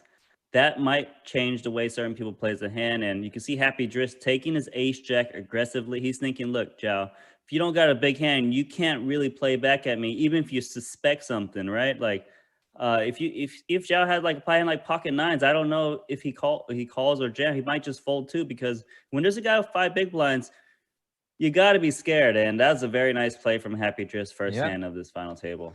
I like that as well. Like, I think it's quite normal to be a little bit intimidated. You're like, okay, ace jack. What if I 3-bet and I get 4-bet? I have to fold it immediately. You don't really want to go all in with a hand like ace jack pre-flop. But Happy Driss already showing us that even though this might be his first final table, he's here to play. Love that move. Let's see what Adrian Mateus decides to do with 6-4. Well, Is he going to put he's some in second pressure on Ape place. Styles? Yeah, I like the pressure because Ape Styles. He sees the guy with 5 big blinds coming around, but I'm not sure what Ape Styles would do because he might still defend, and he does. It's a battle of garbage hand, and the thing with Ape Styles, right? Like he's still going to defend. He knows what you're up to. Of course, he can't really. It's hard for him to win this pot, but Yeah. he's still willing to kind of be a little bit sticky here and there, just because, like, even though he's got 15 big blinds, you don't want to bust first. If he finds opportunity, maybe chip up, he'll make the big call down and go, wow, he's betting here with the queen 3 suited. He doesn't have anything. Nope, doesn't have anything. And I find this such a tough spot because the 150,000 chips, they mean so much to Ape Styles, right? He's only working with 1 million behind at this point. Now, the king of clubs is no help to anybody. Is Ape Styles going to go for it one more time? What's in the middle is almost more than what he's got behind. This would be one hell of a play. Oh, no, he checks. Does make a pair of queens, but the diamond of Adrian is going to give him the flush. And that means that Ape Styles is going to lose some very valuable chips here. Yeah, I think Adrian was like, oh, I was going to check fold, but when you bet so small, I'm going to come along with this very weak flush draw. I think the queen here is enough showdown value to check. He does beat some hands, and I think people are going to be like, "What are you doing? What are you two guys doing? Like you guys are playing some weird pots already." But regardless, 5 big blinds gone for Van Fleet, unfortunately. And that's a pretty Vogelsang big deal. I mean, once Vogelsang picked up again, ace king, and there's some chance some fireworks happen, right? We got Vaccine with 5 big blinds. Is he going to go for it? I'm not sure. Mateos got 2 7s. Van Fleet's got Jack 10. It's a lot of aces out there. Ace 10. uh, I mean, obviously you can say that maybe if you have 5 bigs and you get a hand like ace 8, but I really don't mind the folder by the vaccine. Like, let these other guys battle it out. Maybe Apesels is upset. Maybe he does something crazy. Just try to ladder at this point, right? Like going from 45,000 to 60 or potentially 81 sounds like a pretty good deal. You still have like 4 hands until the blinds reach you. I don't hate that fold with ace 8 at all. I'm okay with it. So it's on to Vicent Ramon. He's thinking, man, this looks like a nice spot to shove. But then again, he's like, man, what if I'm wrong and vaccine, I bust before vaccine, you know? He just folds the ace 10 offsuit, and Wow. that's a really big fold. I think he's just thinking, you know, even if I flop an ace or 10, if they put me to the test for all my chips and I don't flop 2 pair or better, I'm probably just going to end up folding. Why burn those chips? And That is that a was a great very fold. big fold. Yeah, I think the thing is just if Vaccine had 10 big blinds, I don't think he's folding the ace 10. But with 5 big blinds, you just know he's committed real soon. Yep, especially because the blinds are heading his way, of course, as well. Adrian Mateus does make the call there with the 7s. This is the first round between your pick and my pick, Nano. They're on opposite sides of the table, so they could potentially go all the way. I don't know if I really like this first round, though. Well, I think Mateos was basically thinking, look, Vogelsang's going to bet a lot of flops just because he's a chip leader, goes for more some Vort value. Yeah. And that's a good sign, right? Like, yeah, Adrian Mateos lost a hand, but you can see when he's got chips, he's got a very different style, right? He wants to be a little stickier, kind of put some pressure on. You know, he's raising the 6-4 offsuit. And Vogelsang, last time we saw him at the final table, was playing really solid. But I think people do expect him to kind of get out of line here and there. He did get really out of line, I believe, in that last week. Where I remember he was 3-betting like some really garbage hands. Well, I feel like he was pretty quiet overall. I feel like he stayed out of trouble a lot, but then when he did involve himself in a hand, he did often enter the hand with the idea of, I'm taking this down. Like, I'm here to just take it down either pre-flop or on the flop. But I feel like now we already see a lot more activity coming out of Vogelsang, like early position in the Jack 10 suited. Sure, you're chip leader. You can open up these kinds of hands, but I'm happy to see it because last time he was a little timid, I think. Well, in this hand we see Ramon calling 7s out of small blind, and it's an interesting play because if you folded the ace 10 before, the 7s is pretty similar in the spot that you check fold almost every single flop unless you flop a set or an open-ended straight draw. So I'm not really in love with his play with the 2 7s here against the chip leader. And plus chip leaders, they tend to fire any flop, even for a very small bet, they get a really good price. They know that when you're these really short stacks, you can't really continue unless you flop really well. So I'm a little bit surprised with the 7s call pre-flop. Well, let's see if Ramon decides to get a little out of line here as well. But It'd the be thing is, crazy. I would be very, very shocked. especially But on that board as well, right? It's like, well, what am I hoping for? That he's got King King Jack, I guess. I don't know if there was a Jack or a Queen there. I think Vaccine 4.5 big blind coming around was very tempting. You almost could have just got it in there, but now it's going to be Watson who might bust out before the Vaccine first. Or he might double up. I mean, he's not in terrible shape, right? Adrian Mateus could call, but it's actually hard to call here, I think, with 7s because there are still so many people behind you, no? Correct. It's a very tough spot. Man, he wishes he was like on the button or the small blind or the big blind. It was so much easier. He does make the call. So I think Ramon would definitely get out here with the ace jack. And we're going to have a coin flip.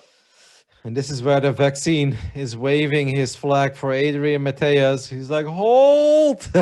So far, 7s are still good. No additional outs. Now we've got additional outs. The jack is going to be good as well for Watson. But that's not going to be any of those cards. And the 7s will hold. Adrian Mateus picks up a 2 million chip pot. And our first final table list is gone. Michael Watson will walk away with $45,000. And the vaccine is celebrating his $15,000 pay jump. Well, the vaccine wasn't gonna play this tournament unless he satellite in from a 1K because he only plays if Uh-oh. he satellites in. He's gonna go up to Queen Nine suit. I don't blame him because like he's like, well, I got my page up I was looking for. This is kind of Mm-hmm. free rolling now. The big blind's next. I think it's fine, but he's up against pocket Oh my God. aces. And I think Adrian Mateus is looking at this and he's like, I like where this is going. We've got the shortest stacks shopping. Then Mustafa makes the call with ace-10 offsuit.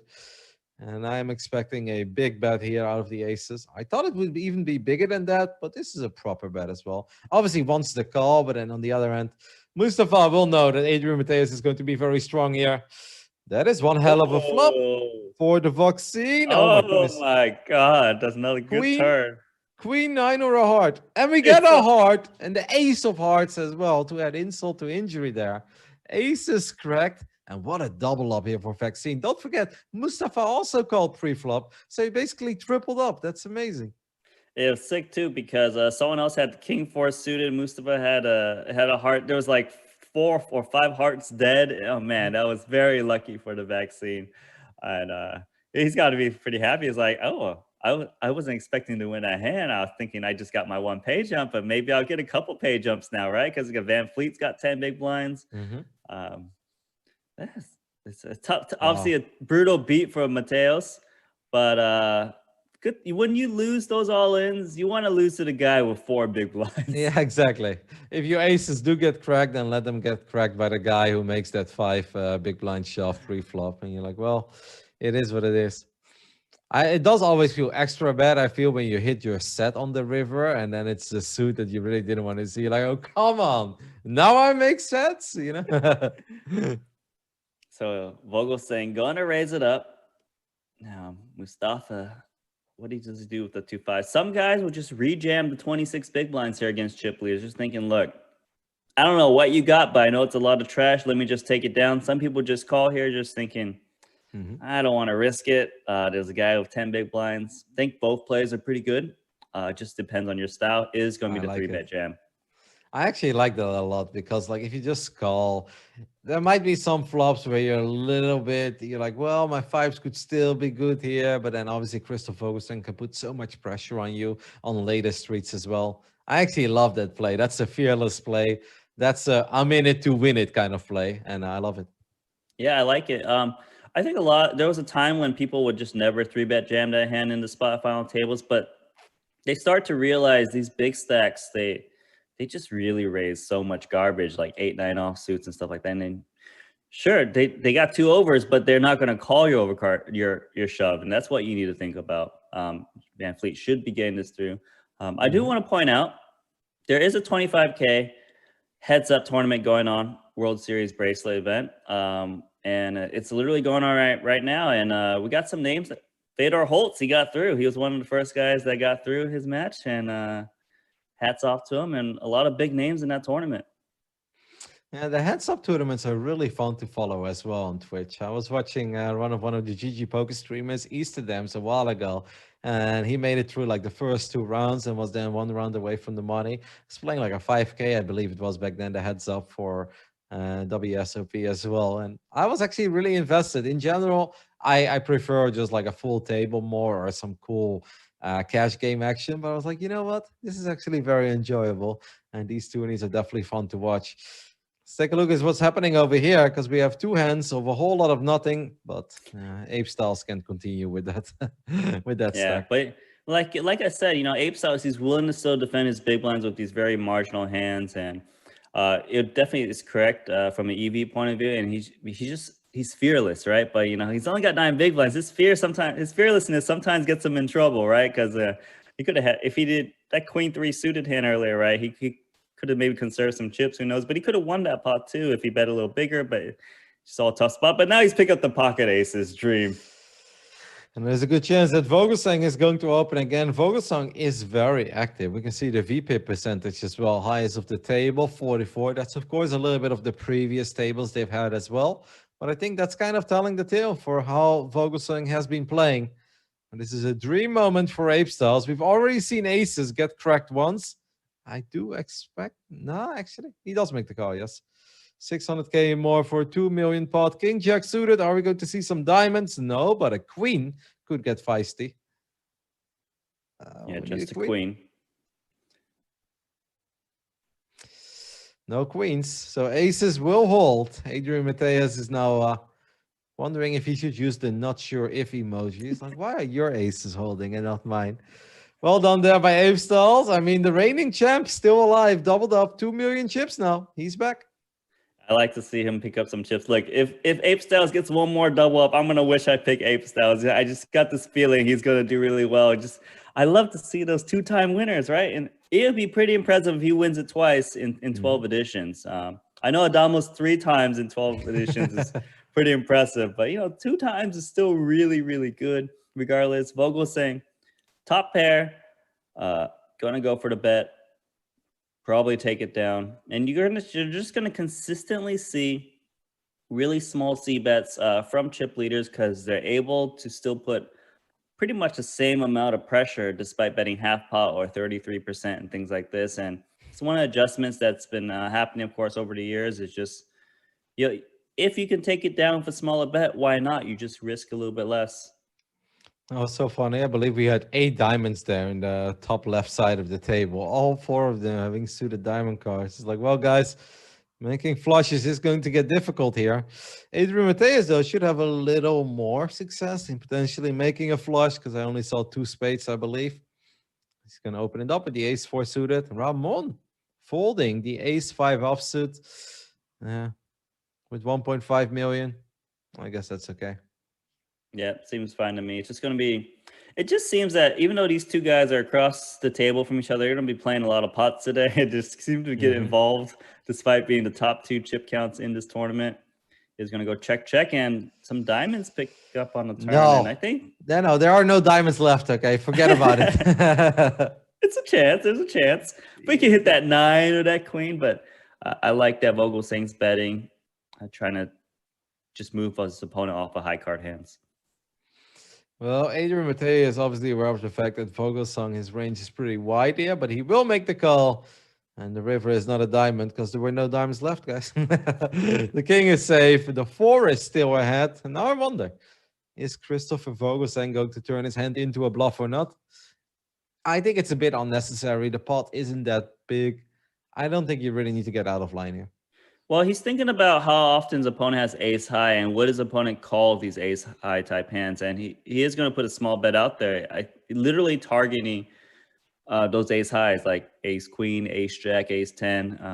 And if he can get those hands to fold, then the bet is pretty good. If they don't fold, then the bet's not very good at all. But you can see Mateos just picks it off, and he's our new chip leader in this tournament. Well, we could get a big one here as well as Ramon, who has been playing quite conservative so far, even folding that ace-10 pre-flop earlier, picks up the 9s, and with 16 big blinds or a bit less, he's actually just going to raise. Okay. Yeah, some people would just ship it in. Well, that's going to get Vogel saying to put it all in, and I don't think he could be folding 2 9s again in this spot, even though you don't want to have to call it off with 2 9s, but this is what you do when you raise, right? Because you're going to get people to reshove pocket 8s and 7s in you in this spot. You can't fold, and he does make the call.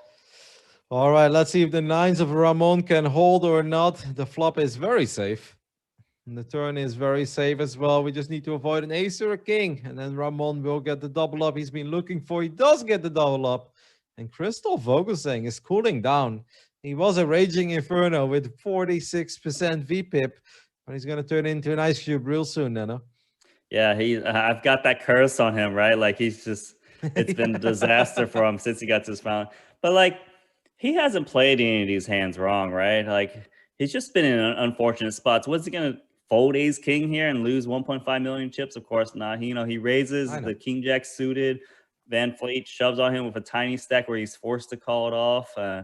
He hasn't been playing poorly. Just sometimes you're a good player, but you don't win every single time, and I'm feeling bad for Vogelsang. I don't know if he's going to do well anymore today.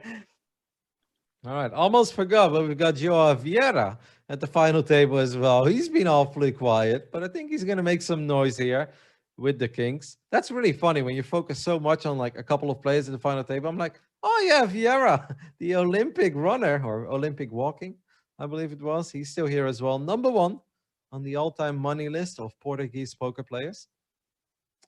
Uh-oh. All Vogelsang right. can't get enough, man. He's like, I want those chips back. Yeah, he's getting involved here. Ace nine suited. Vaccine folds the pocket fours, wasn't it? I'm Oh, pretty sure yep, Vaccine folded pocket yep. fours, but I don't blame him. Like he's trying to get some pay jumps. So he's just thinking, look, Oh, oh, oh. maybe I get another pay jump if I just fold. But sometimes you feel so sick like that you didn't make the play. And wow, João Vieira is checking pocket kings here. He's trying to trap Vogelsang. Well, that may have worked a little bit because Vogelsang does improve on the turn, makes a pair of nines, but obviously he's still trailing to the kings of Vieira. That is a sweet play by Vieira. He bets big on the turn, though. What do you make of that? I like the bet because you know your kings are good when your opponent just checks that flop. It looks like you got a flush draw, right? Like an ace king with one heart, a king queen. That's a very nice play. I think he's going to go for some more value, and there's a chance Vogelsang looks him up. But we'll see if Vogelsang can do some good hand reading and try to figure out his opponent here. Well, I think if it gets bigger than like 800K, I don't think Vogelsang calls. It's just too much. And Vogelsang obviously needs to cool down a little bit. Came into the final table with 5.1 million chips. He's at 2.3 million at this point. 800K exactly. It's a sweet spot. Oh, no, gosh. it's a disgusting spot. No, I hate to see it. If I'm Vogelsang, I'm like, I hope he gets the fold, though. I mean, Vogelsang's been losing every single hand. Some people, when they just keep losing every hand, single hand, it's like, I got to conserve my chips at some point. He might do it. But I don't blame him if he ends up making his call. He's getting a pretty good price. He could be up against some bluffs. He's up against an opponent who does bluffs these spots.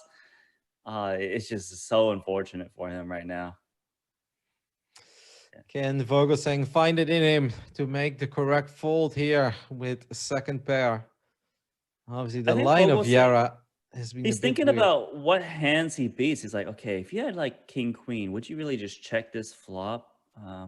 It makes sense if he did check this flop to bet this turn river, but he's thinking, would you play these bluffs these ways? Which if you had queen 10, well, queen 10 would beat him. I'm just trying to think.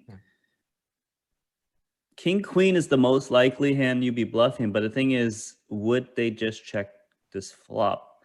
And it's tricky because tournament players, they take different approaches to hand because, checking the two kings on this flop is not standard either, and that's going to be a really big curveball into hand reading right now. Yep. Vogelsang is deep in the tank at this point. I have the feeling he's going to make a call then. He's probably going to talk himself into a call. It's like, what if he just has ace? When in live, he does make that call. Live poker, okay? You're holding the cards, right? You call, but you hold it in a mucking position, and when you see the good hand, you throw it, and you're like, yeah, I knew. And I think that's what Vogelsang is just like, man, I knew I was beat, and still called it off. He's down to 1.5 million. He's in bad shape. He's just splattered his chips everywhere. Yeah, that is actually a pretty drastic change. There is the ice cube, by the way, the 48% ice cube. That looks like me at the pot limit Omaha tables, Nana. That's my standard right there. All right, we've got ace king Ramon opening it up under the gun. And we've got ape styles in the big blind making the call with queen 8, making two pair against top pair of Ramon. Fireworks. Yeah, and it's against Ape Styles, who clearly is much looser, who clearly check raise bluffs in all these spots. So I think Van Fleet could get a good double up here, but his opponent can still catch up. There's a lot of cards that could improve his opponent, but Van Fleet's thinking, okay, you're going for a big bet on the flop. What do? He is going to just check call here, probably just check raise all in on the turn. This has made Ramon probably think there's no way I'm beat here.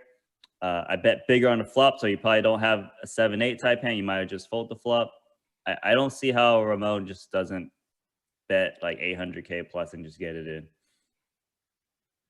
Well, let's see. Ramon, yep, he's going to go all in, and Ape Styles is definitely making the call here. This is no way that you're folding queen 8. Ape Styles needs to avoid an ace king or a 7. And if he does that, he will double up. That's the ace, though. Oh, no. The dream is dead. The back-to-back champ dream is dead for Ape Styles, as he will be eliminated in 8th place He will walk away with $60,000. What a brutal river. That sucks, man. Like, I was thinking, man, if he gets one more double, like Ape Styles is gonna ship this tournament. He had a really good spot to. Ramon, all of a sudden, is the chip leader of the tournament, or almost the chip leader of the tournament, just from playing that Ace King. And I don't blame him the way he played it. Like, he clearly, it's a cooler for him to lose the queen if he lost the Queen 8 offsuit there. But man, that sucks for Ape Styles. But Ape Styles did ship it last week, so we can't feel too bad for him. But you know what that is? That's a pay jump for the vaccine again. I know. He's having a miraculous run over there. He's sitting comfortably. 1.1 million, 4% VPIP. He's like, I don't give a damn. I'll let these nerds battle it out with each other. Another jump up. Ramon also doubled with aces, though, right? With aces against the King Jack or against Vogelsang? No, that was Ape Styles that double with aces. Ramon doubled with nines against Vogelsang's Ace King. So he's won with the Ace King and he's beaten the Ace King. Yeah. He's got good vibes over there. This is what I'm thinking is that Vaccine's going to be like, Vogelsang's busting next. Give me that page. Wouldn't that be something? The guy with 5 big blinds outlasting the guy who came in with 57 big blinds. As Adrian Mateos is firing a pretty big bet here on the river with ace queen. Got a nice little run out there. Didn't flop a whole lot, but the turn and river were quite pleasant to him. And so far, Nano, I don't want to jump to any conclusions, but I feel the Roddy pick is looking a little hotter than the Nanoko pick over here. That's true. I mean, but then, maybe Adrian Mateos runs it up to 12 million, just donks it off like Ruin F with 2 sevens, It's very possible. Yeah. We've seen a lot of crazy things. That was a big blow up last week. I mean, I don't. Ruin F's an amazing player, but I think he knows that was a bit of a mistake last time. But regardless, Mateos is like, I'm not going to make the same mistake that Ruin F made. I'm not going to just go nuts with 2 sevens. And he's cruising really well. 6.6 million in chips. Mate, the vaccine is folding so quick. I don't even see his hands, Like, he gets it. He's like, nope. If that first card isn't an ace, he's like, I'm done. He doesn't even see the second card. Okay, look at this. 9-8 offsuit going for it in the cutoff. Now it's Ramon being the one that's putting the pressure on. 2 threes. Right. Maybe Happy Dress is going to feel a little feisty here with his ace-8 suited. Unless Ramon is just like, you know what? This raising thing has been going pretty well for me so far tonight. The raise train ain't stopping here. Yeah, let's give it another shot. I like the raise. The vaccine ain't defending that big blind, I'll tell you that. So, Happy Driss, ace-8 suited. We see them 3-bet the ace-jack earlier. Maybe he takes a play with the ace-8 suited here. It's I think it'd be a reasonable spot. I like it. Yep. I think it's a great spot because of what you just said. The big blind is incredibly unlikely to properly defend here. That is something that Ramon knows as well. So he's probably opening up a little bit wider. And then Happy Driss also is analyzing this. Like, I don't believe that you necessarily have it. You're just trying to pick up the big blind over here. So Happy Driss is playing really well. Like, he's played like 2 or 3 hands, but I love everything that he's done so far at this final table. Yeah, he's got a really solid image, and he's getting away with these 3-bet bluffs. And some guys, they come to final table in 3rd and 4th, and they just kind of blind down to like 20 big blinds. But he's been maintaining his stack really well. It's what you want to do when you're like 3rd and 4th, and just let these chip leaders kind of battle it out. And it's a fine job he's doing. Christoph Vogel saying, no, with 13 big blinds is looking at ace-9 offsuit. This is going into the muck, right? No, this King Jack is gone. We're not going to see this going. I don't think so. No. Ace-9 from the hijack seems to be good enough. Caught up. Yep, going for a raise, trying to steal it with that shallow stack. And Mateos here, Jack 3 offsuit, very weak hand. Thinking about defending. He's using a bit of time bank. Is going to fold. Ace-9 will get the job done, and these are big blinds that Vogelsang desperately needs. Not bad for a little play. The vaccine's going for it here, right? It's 9 big blinds in the cutoff, ace-9 offsuit. I like to see a shove. I would really like to see a shove. There we go. Okay. I mean, there's a couple of decent hands there, but nothing major. So the vaccine will get it through, and we'll pick up those much needed big blinds as well. And he's like, all right, that's it. I'm done for the next 2 rounds, unless you give me 10s plus. I gotta say, I really love our new interface. I feel like this overlay is looking so much better than it did a month ago. I love the little table on the left where the names get added as well with the payouts. This is very pleasant to look at overall.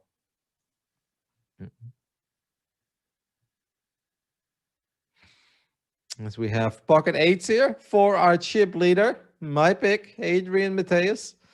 Ramon does have pocket threes in the small blind, but I think it's might tag along here. We saw him defend the 2-7, so it'd make a lot of sense for him to defend the 2-3s here in the small blind. You know, maybe flop a set. It's a small investment for possibly a big return. All right, Nano, I've got a really fishy question for you. Is there a pocket pair that stands out for you where you're like, this is the pocket pair I make sets with the most?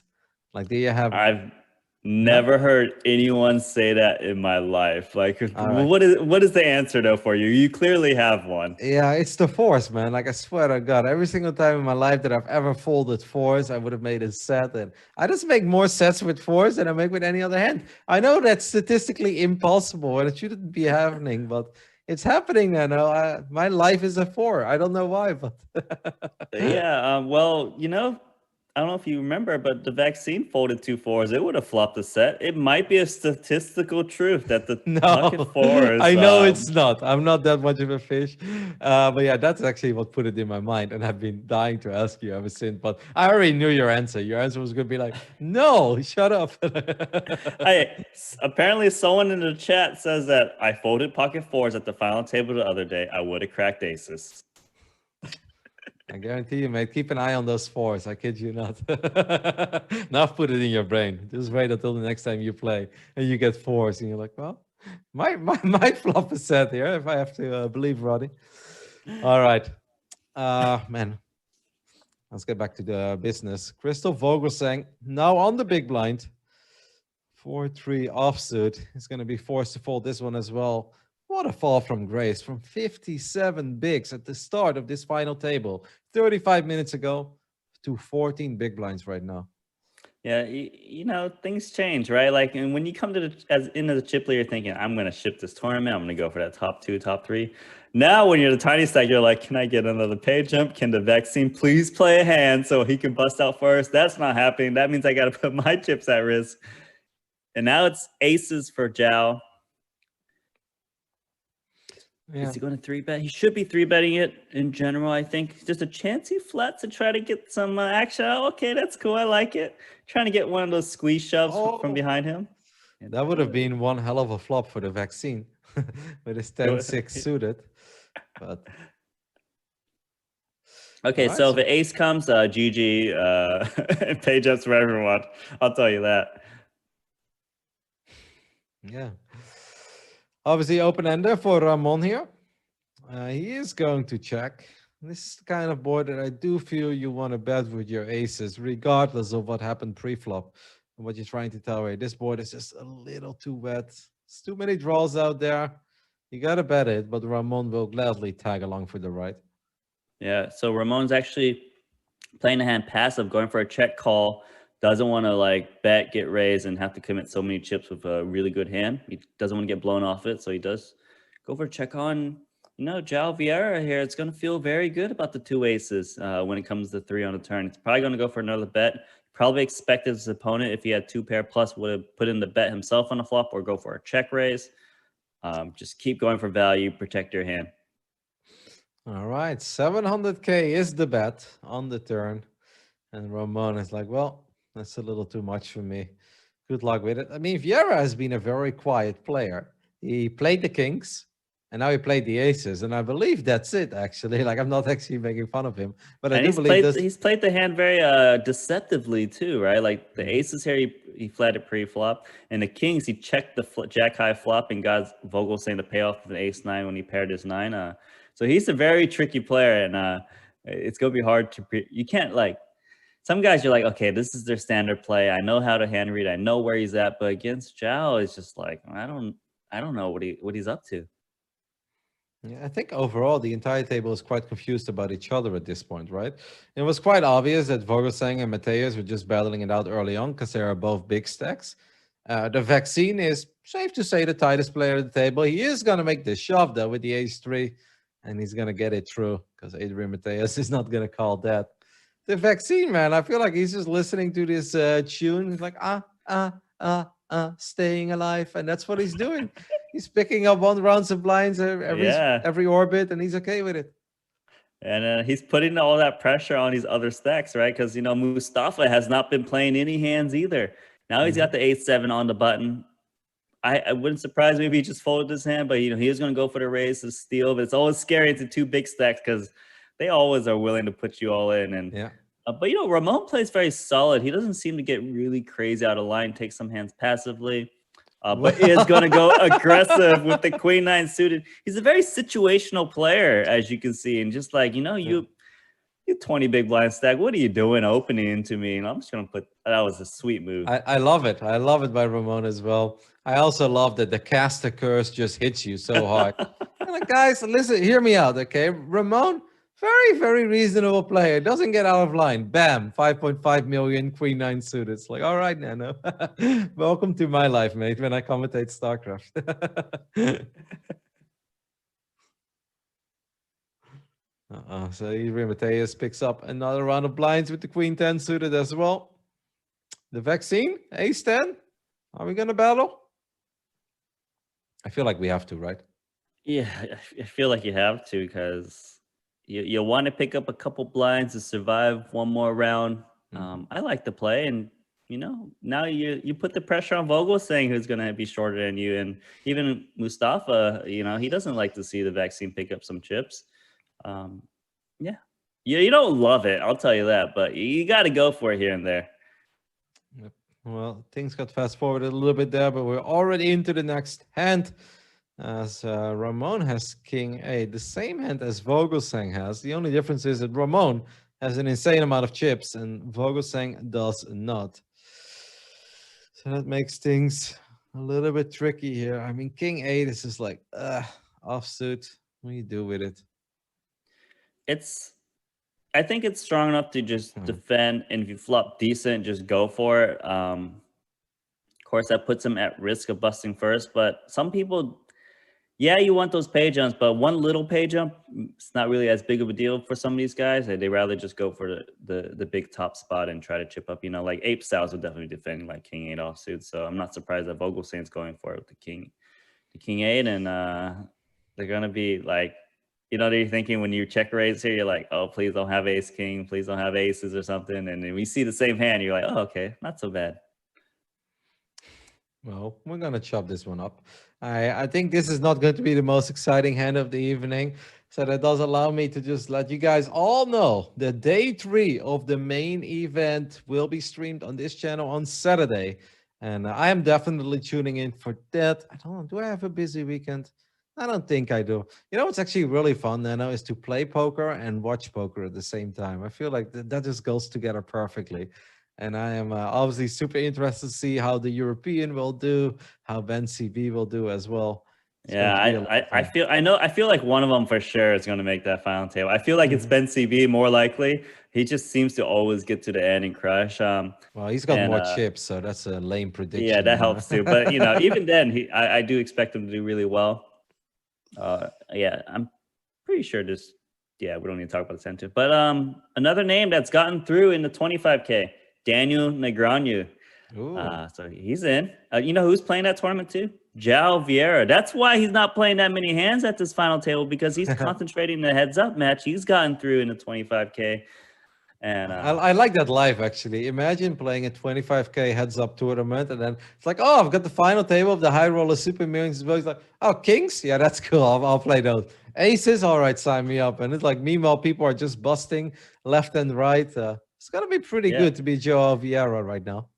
But, you know, it's like when you're playing heads up 25K, it's very, you got to invest your energy Of into it course. because you're playing every single hand against a super strong opponent, big bluffs, big value bets. It's actually very tough. So, but you know, you got to play what you got to play to win those bracelets. And you know, there's a lot of other cool players. And Martin Zamani, he's gotten through. That's cool. Michael Adamo is still battling his opponent. Just like that tournament is packing. You know, even you know who's also playing that tournament right now? Vicent Bosca Ramon. He's in it as well. He hasn't finished his match, so he's actually chip leading, reshoving Queen Nine suited while playing the 25K heads up on the site. You know, Adrian Mateos is in the tournament battling it out as well. He's still in the tournament, hasn't beaten his opponent yet. So these guys are all playing. Is Christoph playing? Let me take a look. Probably. Seems I wouldn't be surprised. I mean, he's one of the guys that I would have picked.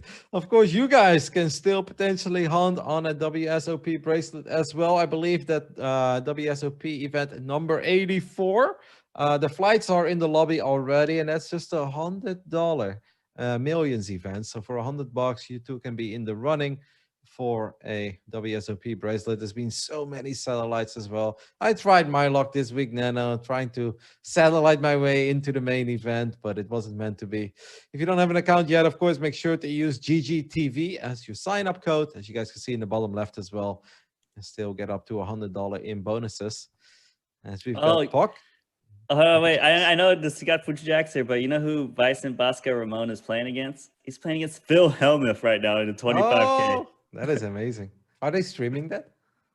I don't think they're streaming it, but man, you can rail it yourself if you like, guys, over on GGPoker. And didn't see Christoph Vogel saying, but yeah, these guys are really bad. It's $1 million for first in that tournament. That is pretty good. That's I mean, obviously there's a 25K buy-in, but yeah, that's amazing. I gotta say, Phil Hellmuth, his table avatar that they've made over at GGPoker is awesome. It looks so cool. He's got that. Yeah, he's pointing at you, right? It's awesome. Yeah, I love everything about it with the sunglasses they had. It's so Phil, makes it perfect. All right, Adrian Mateos is playing his jacks in a rather deceiving way here. Let's see if Ramon does decide to get a little out of line, or if he will focus on his 25K heads up WSOP event. Hey, and don't forget, next week, we've got the High Roller Super Millions as a WSOP event. That's going to be sick. It's going to be the biggest one by far, Nano, by far. Yeah, we're going to get some new names there. Looks like Mateos, is he going to go for value, or is he going to go try to induce a bluff? Pretty big hand of 2 jacks here. But I wanted to point out, I know why Ramon and Mateos are doing good. They're playing the 25K on the side, right? And Zhao, he's doing good too at this final tail. But you know who isn't? Christoph Vogelsang did not enter the tournament. That's why he's focused too much and lost all of his chips here, just calling off in some bad spots or whatnot. That's the thing is, you got to look for these trends, you know, like these bad vibe kind of things. And that's how a true professional would play. All right. I'm not sure if I'm on board with the majority of the things that you say, Nananeko, and I believe it all, and I will take it. Not sure if I'm really buying this one, but hey, guys, maybe Christoph Vogelsang is taking notes, and next year he's like, you know what? I'm not missing the 25K heads up while the High Roller Super Millions is going on. Anyways, let's focus on our next hand as Ramon flops big here, and Mateos has absolutely nothing. Yeah, it's blind versus blind. Mateos is really cruising, huh? Almost. He had about 8 million chips. It's going to lose some chips in this spot, but probably will go for a continuation bet. But a check. Do you think Ramon might check back? I'd like to see him check back. Be like, oh, you missed. I missed too, man. Yeah, what a weird flop, right? Yeah, but you kind of get this vibe. He just wants to put out a small bet, right? He doesn't want to let his opponent who has an ace lose the least amount of chips. So he's going to put a small bet, a third, just try to get something. I think that's already too big. Maybe if it was like even smaller, then maybe Mateus be like, not sure if, and then make a play. But nah, this wasn't it. Well done by Mateus, though, to not be stubborn. And like, we have seen chip leaders before, where they're like, I'm the chip leader and I'm not folding anything. You know, we're c-betting every flop, but I don't like that. Yeah, he's pretty solid. Mateos right now, he's getting involved in a lot of pots, but he's not auto firing away. It's been there's been a lot of action at the bottom side. A lot of chips are heading Ramon's way. A lot of chips are heading Adrian Mateus's way. And João Vera is playing a hand that's not aces or kings, taking a little break from his heads up, or maybe he already advanced and he's like, He you know just what? advanced actually, so Okay. he's in it. He's in the 25K. He's on through. He can pay attention in the 10K Super Millions now. When is the next round? They're waiting for people to finish. So what? There's 120. They're waiting for like 30 more people to bust roughly. Adamo Okay. just got through. Ruin F is through. A lot of big And- names. Like everyone's a big name, so it'll be cool to see who's in like the final 16 and 32 coming up. And how many rounds are they playing today? They will be playing down to. I don't know. Okay. If I was to guess, though, probably top 8 in the money would make sense. That's cool. So we've got something to reel after the action wraps up over here tonight. Yeah, for sure. And GGPoker has made me the biggest railbird ever. You know, like I just can't like gotta look at the VIP games, gotta look at who's playing at 25K. I'm gonna probably rail some of that main event myself, right? Like you said, I want to see the European, the Ben CV do good. But there's a lot of cool names up there, and that was a massive tournament. Hey, with a 25 million guarantee is like unheard of, right? Like these other sites out there, they can't get payout 4 million for first. Like they just can't get field sizes that big, and so it's very impressive. So when you're railing either at the live cash games or one of those tournaments, are you railing as a fan or are you railing also as a professional and you're still trying to see how they're playing out certain hands? Yeah, for sure. It's a bit of both, right? Like when I see the big hands and when you see the showdown, like you always want to read it and try to pick up some that. Oh, this is good news for Vogelsang. Come on, Yeah, you gotta. but I have the feeling. I know it's your guy against my guy, but like you gotta feel for Vogelsang, right? He deserves some of his chips back. Mate, I have the feeling they're gonna chop this up, or even worse, and Mateus somehow wins, makes a full house. Now, if it's not your night, it's not your night. I've had one of those days last week, and I have the feeling that Vogelsang, even when he flops strip kings here, like the best he can do is chop, man. Oh my god! Like if it's not your night, it's not your night, no. It's not your night. It's not meant to be. Yeah, that's my bad, Vogelsang. I will never. God, this is a terrible run out. No, No, it's not. No, that's Is it good. chop? Yeah, that's Oh a my chop, mate. It's back. He's back.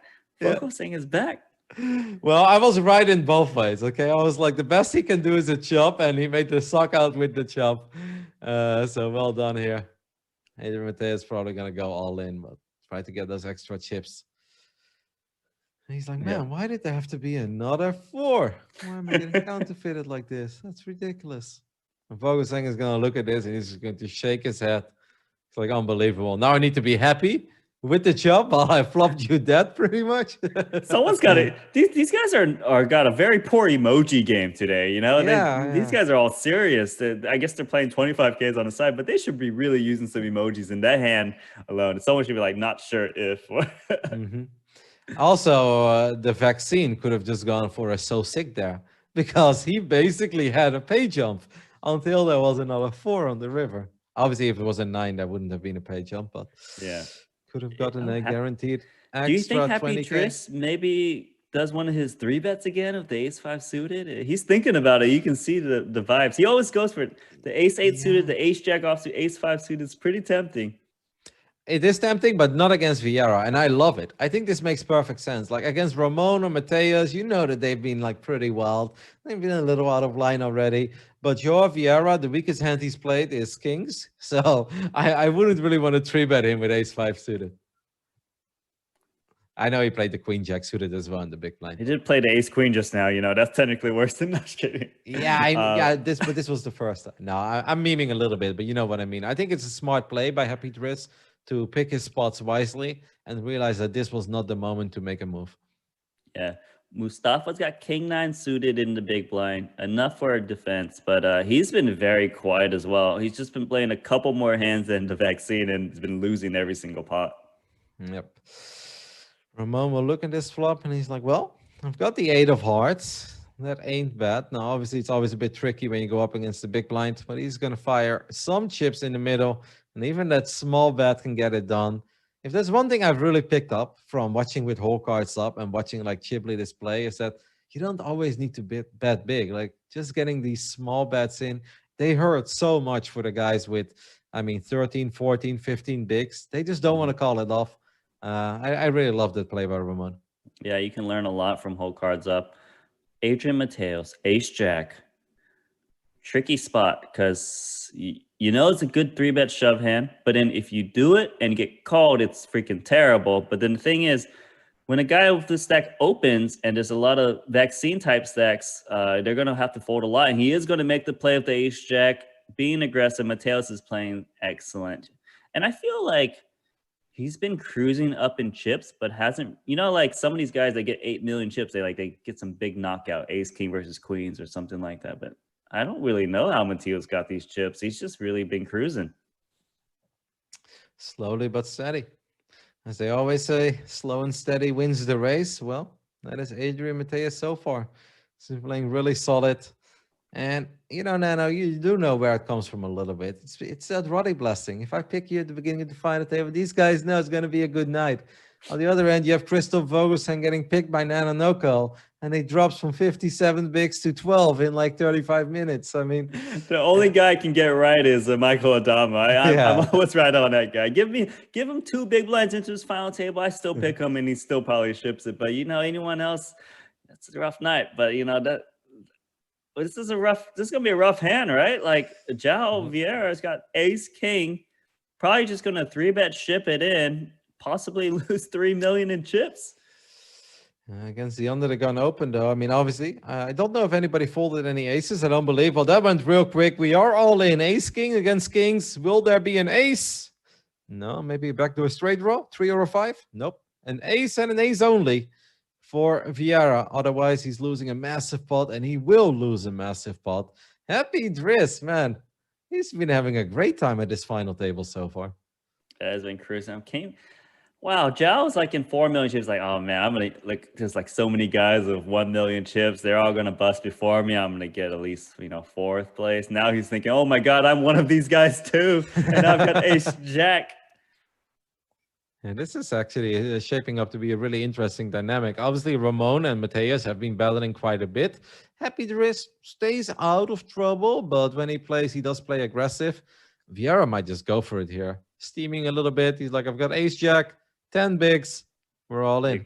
You got to go for it. And yes, you want those pay jumps, but Mateos opening, I don't really see how you can fold the Ace Jack. Too much fold equity, good blockers, nice takedown from. And at least he's back to 1.7. Not exactly where he was, but it's something. Yeah, I think we got to talk about Mustafa a little bit. Okay, obviously his track record is incredibly impressive. We know that he is a crusher, but he has also turned into an ice cube at this final table, Nano. Yeah, he's just been very quiet. He's playing that really tournament style of just trying to ladder up right now, and he just thinking, man, is Vogelsang or Vaccine gonna bust yet? Like, cause I've been waiting a long time, and now I've got 2 jacks. Gonna ship it in, but I don't think he's gonna get action from his opponents. No. There's a couple of, I mean, obviously 2 king queens, but it's a little much, and it's the early positions. And Ramon is probably going to keep his chips where they belong. Like ace 5 suited, it looks all right until somebody shoves from under the gun. And you're like, well, probably not today. So at least Mustafa will take down a pot. And we have entered the first break, guys. Hopefully you're having fun watching the coverage of the High Rollers Super Millions played over at GGPoker. It's been a very eventful hour. We came in with 9. We're down to 7. That ain't that bad. But Christopher Vogelsang came in as a chip leader with 57 bigs. And he's now one of the shortest stacks at the table with 7.6 bigs. As Nano Norco said, there is a lot of crazy action happening over at GGPoker right now. You guys can always check it out for yourself. We're going to have a little 5-minute break, and after that, we'll be back and we'll continue the coverage of the 12th edition of this 10K buy-in event where we had 255 entries this week. Stay tuned. See you soon. Bye.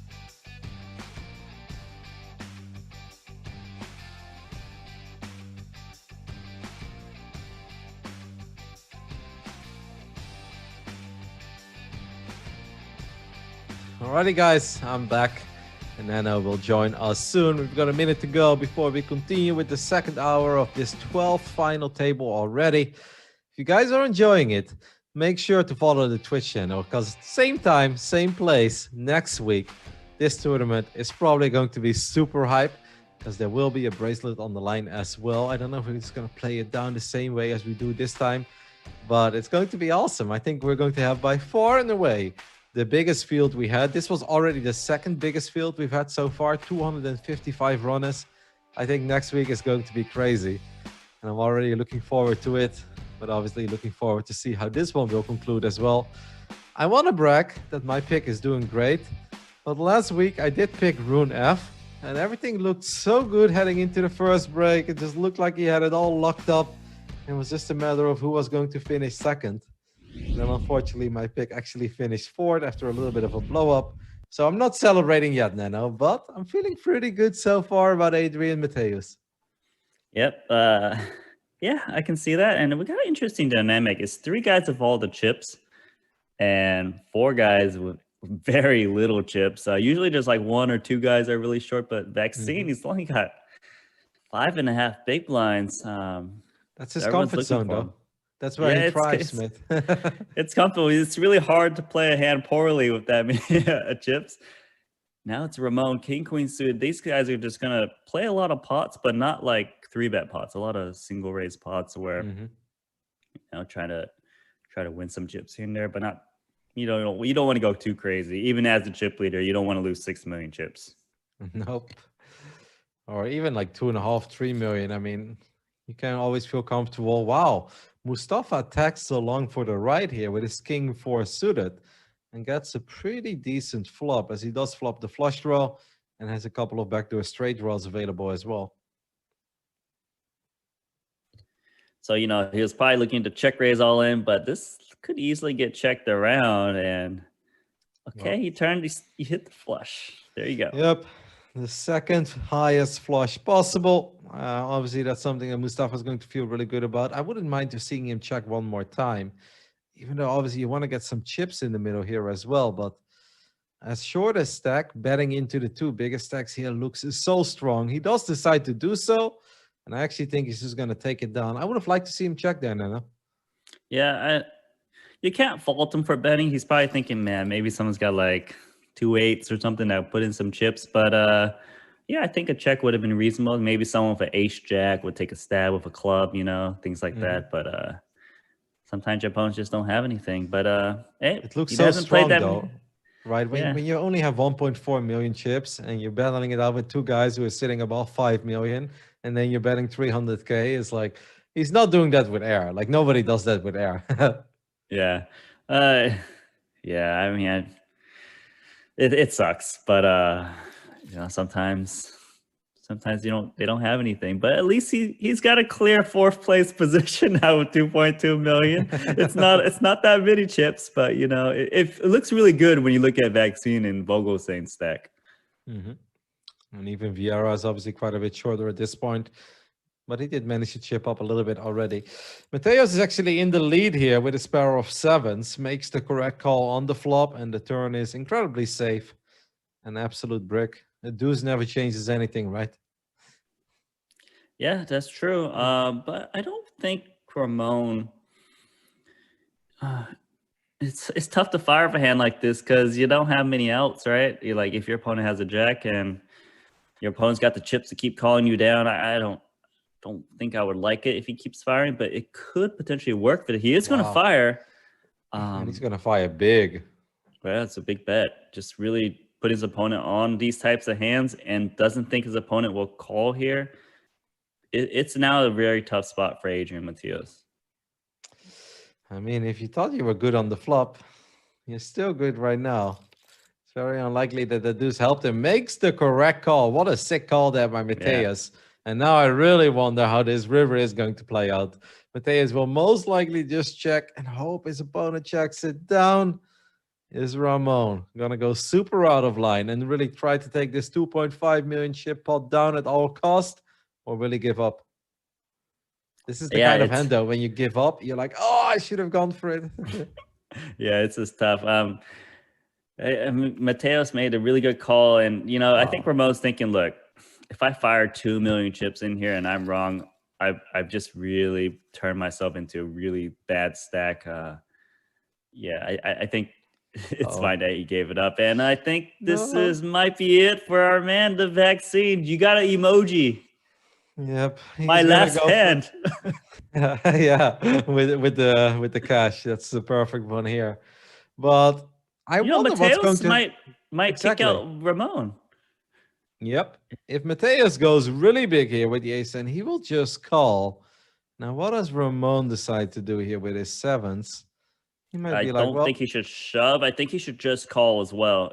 You don't want to go all in and risk the stack with all these other guys out there. I feel like he might even fold. He might fold too. You are closing the action position. Your hand plays really well post flop, and because Mateos can't really go bluffing at it with like king high, there's no side pot. So I do like him closing the action here.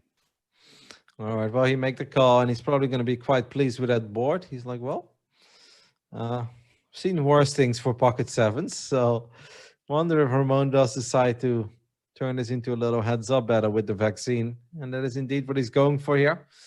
Fire 600K into the middle. Mateus will most likely just get out of the way, and Ramon will get the good news that he is incredibly far ahead.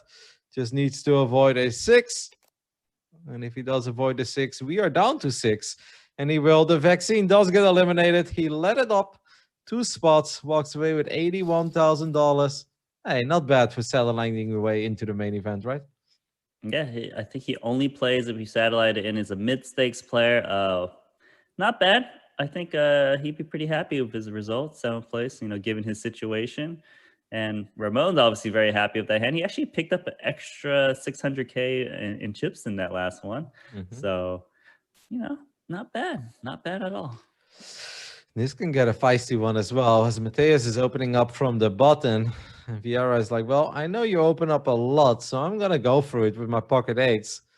Mateus might be thinking about this one, but it's a little too much. He doesn't want to commit the 1.4 million chips. And that makes sense. So that's a very nice pickup for Vieira as well. Uh-oh, this could be trouble for Vogelsang. Ace 8 is not great, but with 5 bigs, 6 bigs.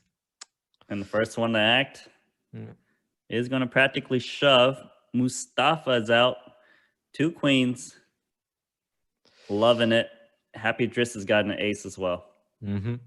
So that is obviously very bad news for Vogelsang. Means he only has 2 outs to work with at first. We never know what the flop brings. Mateus is going to put in the big race.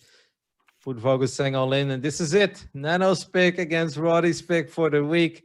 Does get an 8, so another 8 would give him the lead as well. The 3 obviously doesn't change anything. I think he's done. There's no way he's hitting that card. It just doesn't seem like it. It could be an ace, actually. No, a deuce. No, it's deuce. The 2 pipper got him. And that is going to be it. Christoph Vogelsang came in as the chip leader tonight with 57 big blinds, and he will get eliminated in 6th place. Walks away with $109,000, fired 2 bullets.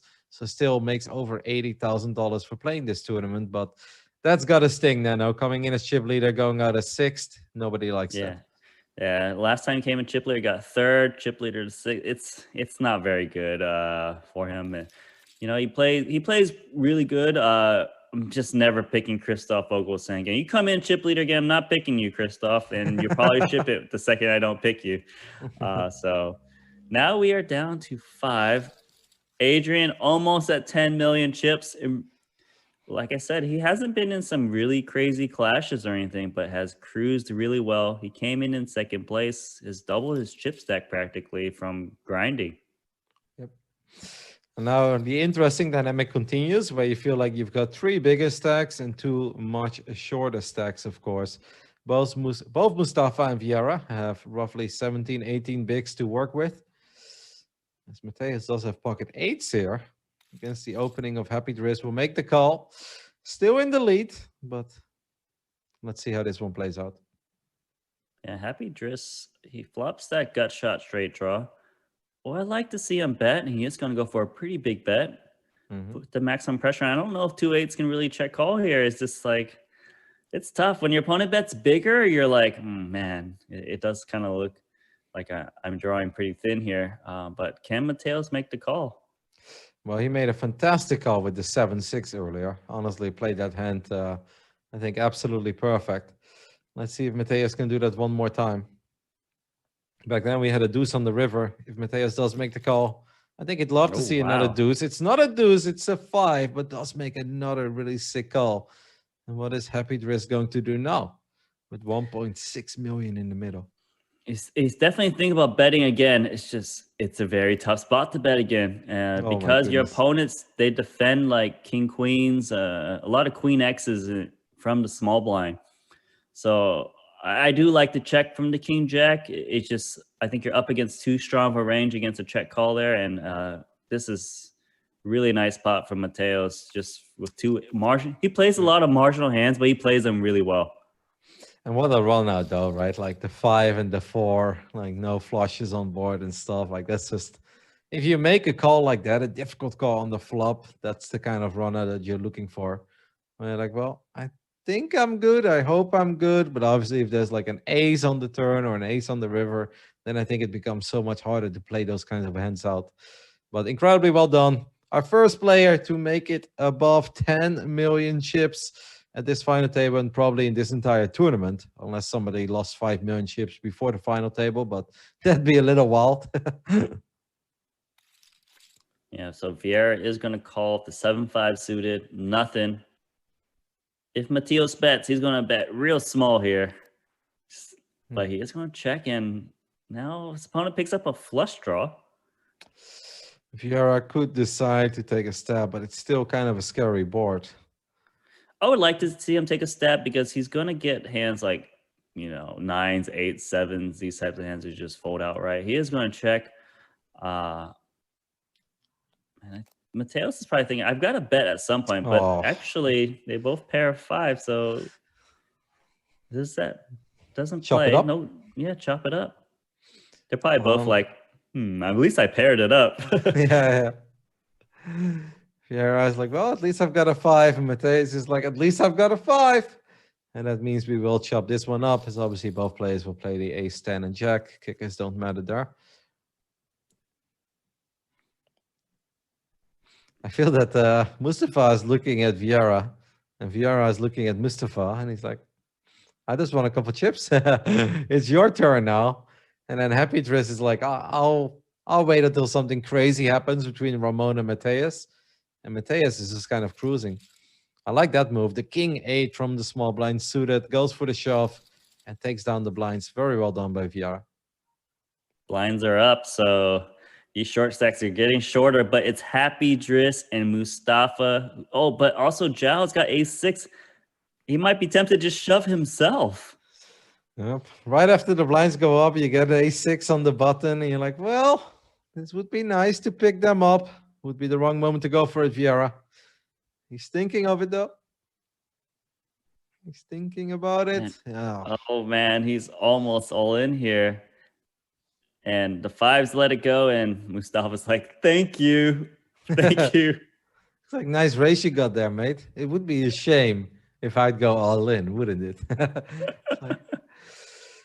I like that he's taking his time. He's like, I've got one hell of a decision here. Do I believe I'm ahead? Like, yeah, I believe I'm ahead. And this is where João Vieira is going to throw up a little bit. And he's like, can you fold? Guess the answer is no. So he will make the call.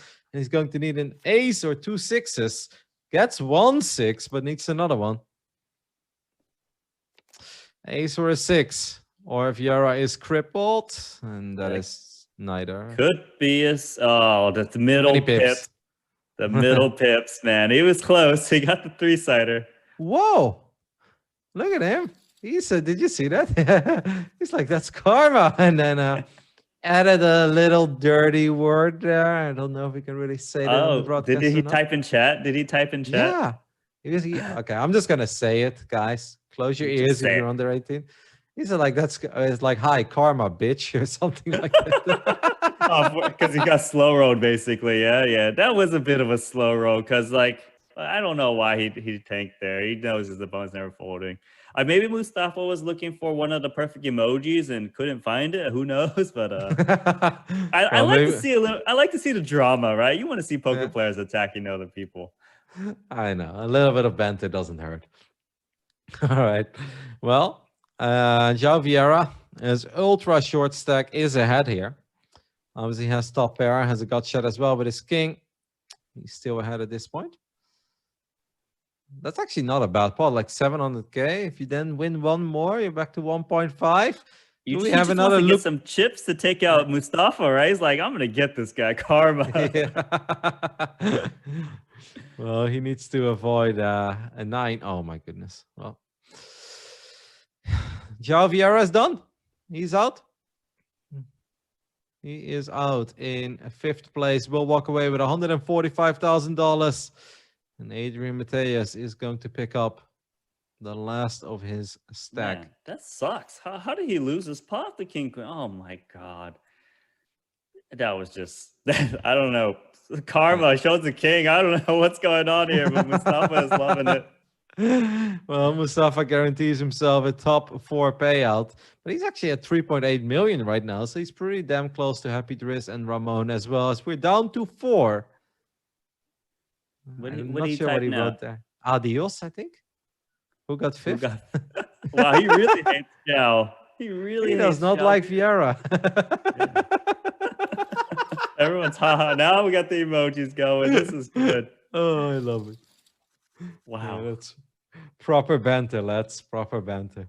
All right, Mustafa picks up the jacks now as well. So he's not just spamming emojis, but he's picking up Mustafa hands should as have well. did some. I would have loved if he did the snap cam there talking smack. That would have been even better. I'm not sure if he's aware of it, but it's Mustafa, because Mustafa's normally he's a big chatterbox, right? When he's playing live poker, he's always talking to his opponents, always needling them, and having a good time. And he's a really likable guy, but clearly doesn't like that guy, João Vieira. There, I want to see them at another final table, but with snap cam action going on. Or they're actually super good friends, and he's just like going for the aggressive banter friendship. But didn't seem like it. No, I know. I didn't get those vibes either. I'm just throwing it out there as a possibility, but I have the feeling that you were pretty right there. This time it's Ramon who picks up the jacks. Obviously an absolute monster here, 4-handed. Don't think he's going to get much action, though, unless Happy Driz gets out of line with his king 8, but he shouldn't. Yeah. Dynamic has finally changed. We don't have any 10 big blind stacks. The whole tournament, we've had this 10 big blind stack, really tiny, 5 big blind stack just hanging around. But now it's everyone's the same stack, but Mateos with 2 times that stack of all the other 3 guys. Interested to see how it approaches. It's probably going to be a little bit of a stalemate. People are going to be grinding a bit, not getting too crazy because... Man, if you make some 3-bet and you're wrong, it makes you a clear short stack. I think it's going to be... Oh, my God. Oh, it's going to be GG for Vicent Bosca Ramon. Set versus nut straight. Yep. I mean, at this point, it is GG, but obviously we have 2 more streets to go, and boards do pair. Out. Wow. And boards do pair. At this point, Ramon is loving life. He's like, he's betting into me when I flop mid-set. Let's go. He's probably thinking, wow, he just calls there too. That's very interesting. What's going on here? I would have probably expected a raise from someone, but I think Mateos right now thinks his opponent has an overpair type hand. And at this point, I don't see how Vicent Bosca Ramon cannot raise. There's too many draws. There are a lot of draws out there. If he does raise, he will get snap called. And he's going to need a 10, 4, 6, or the last remaining 5. That is not it. Wow, he just called again. That's very interesting. Mateos. Do you think he can get away from it right now as there are 4 to his straight? He might be able to. But I'm already surprised that they did not get all the chips in. And there's the ship it all in. And Ramon might not get away still, but he might be able to now that the 3 comes off. 4 to a straight. Any 7 beats him, any deuce beats him. I mean, the deuce is a bit unlikely, but the 7 is a pretty damn likely card on that board. Could have put his opponent on maybe a 7-6 or a 7-4, that kind of stuff. Yeah, wow, makes the fold. I can't believe that he did not lose that hand, all of the chips. Very interesting. I don't know how he saved himself. Can you explain it to me, Roddy? Because that was crazy. Well, I think he was setting up the traps, and then the run out was just absolutely horrible. And he's like, well, I don't know what I beat there. I think he had the idea that his opponent had a 7. I don't think he necessarily put him on 7-8. But I do think he really put him on a 7. Could have been an A7 suited, right? Or Yeah, stuff among it's those just lines. strange because if you put your opponent on those hands, well, you probably would want to charge them so they don't kind of get there for free. Because it was just very weird. Maybe he was just thinking, look, I don't want to bust before the other guys, and maybe I can save myself here and there if the bad runs out comes out. I don't know. It was just very strange to me, but he has taken some passive lines in some spots and aggressive lines in some other spots, and he's a very creative player. After playing a lot of PLO myself over the last 2 months, I feel like a paired board is almost a guarantee, man. Like whenever I flop a flush, I'm like, well, I'm not there yet. Like every single run it is dangerous, and I think maybe Ramon was hoping for that there as well. He's like, well, the set is good, but looking for the hands that beat him there. This can actually become a really big pot as well. The jacks are going to shove into Mustafa, who will make the easy fold, or the quick fold at least, with the ace-10. He got away quickly there. Yeah, I think that's fine. He's got 20 big blinds. The Happy Drist is just good at maintaining that top 3 position. He's in second place now, and it kind of looks like an Adrian Mateos Happy Drist heads up coming with the big chip lead from Mateos. Yeah, it's possible. I hope that Mustafa doesn't get too crazy here. He does make the call.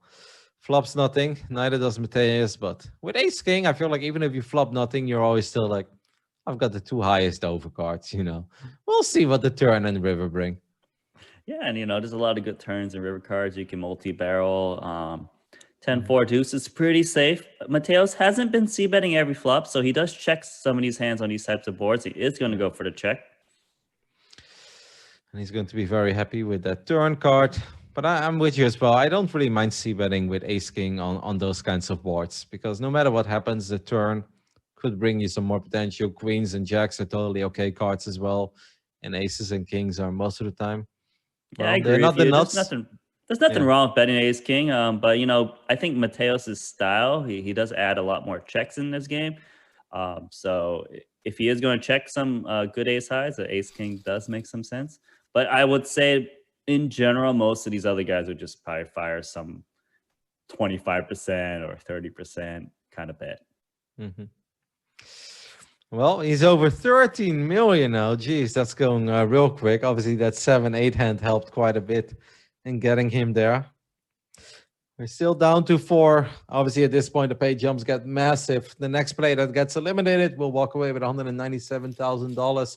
After that, it becomes 264, 354, and the winner of this tournament will take down $475,000. That is very close to $500,000. Not bad for the Tuesday evening, Nana. Yep.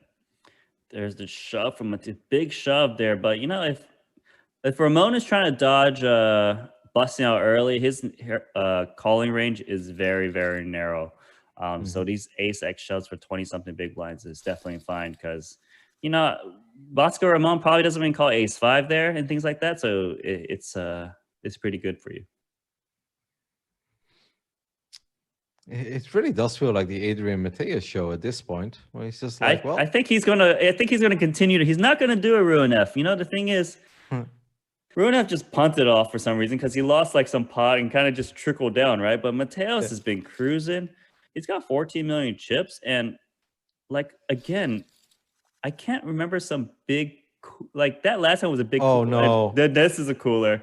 Yeah. I don't think Ramon can get away from him. Mateos is just he's shipped this tournament already, in my opinion. But he's crushing. He's doing. I feel like whenever you say those things, though, somebody makes a suck out. Like I was just watching the highlights of last week, and you're like, "Bye, Ape Styles. Ape Styles, that guys, get it over with." I was like, "Well, I'm pretty sure Ape Styles won last week, Nana." So let's not get ahead of ourselves. But Ramon is in a lot of trouble here. He's going to need all the help. Needs a 10 or maybe some weird straight draw, flush draw. He's going to receive the bad news. Obviously, Mateus with the snap call.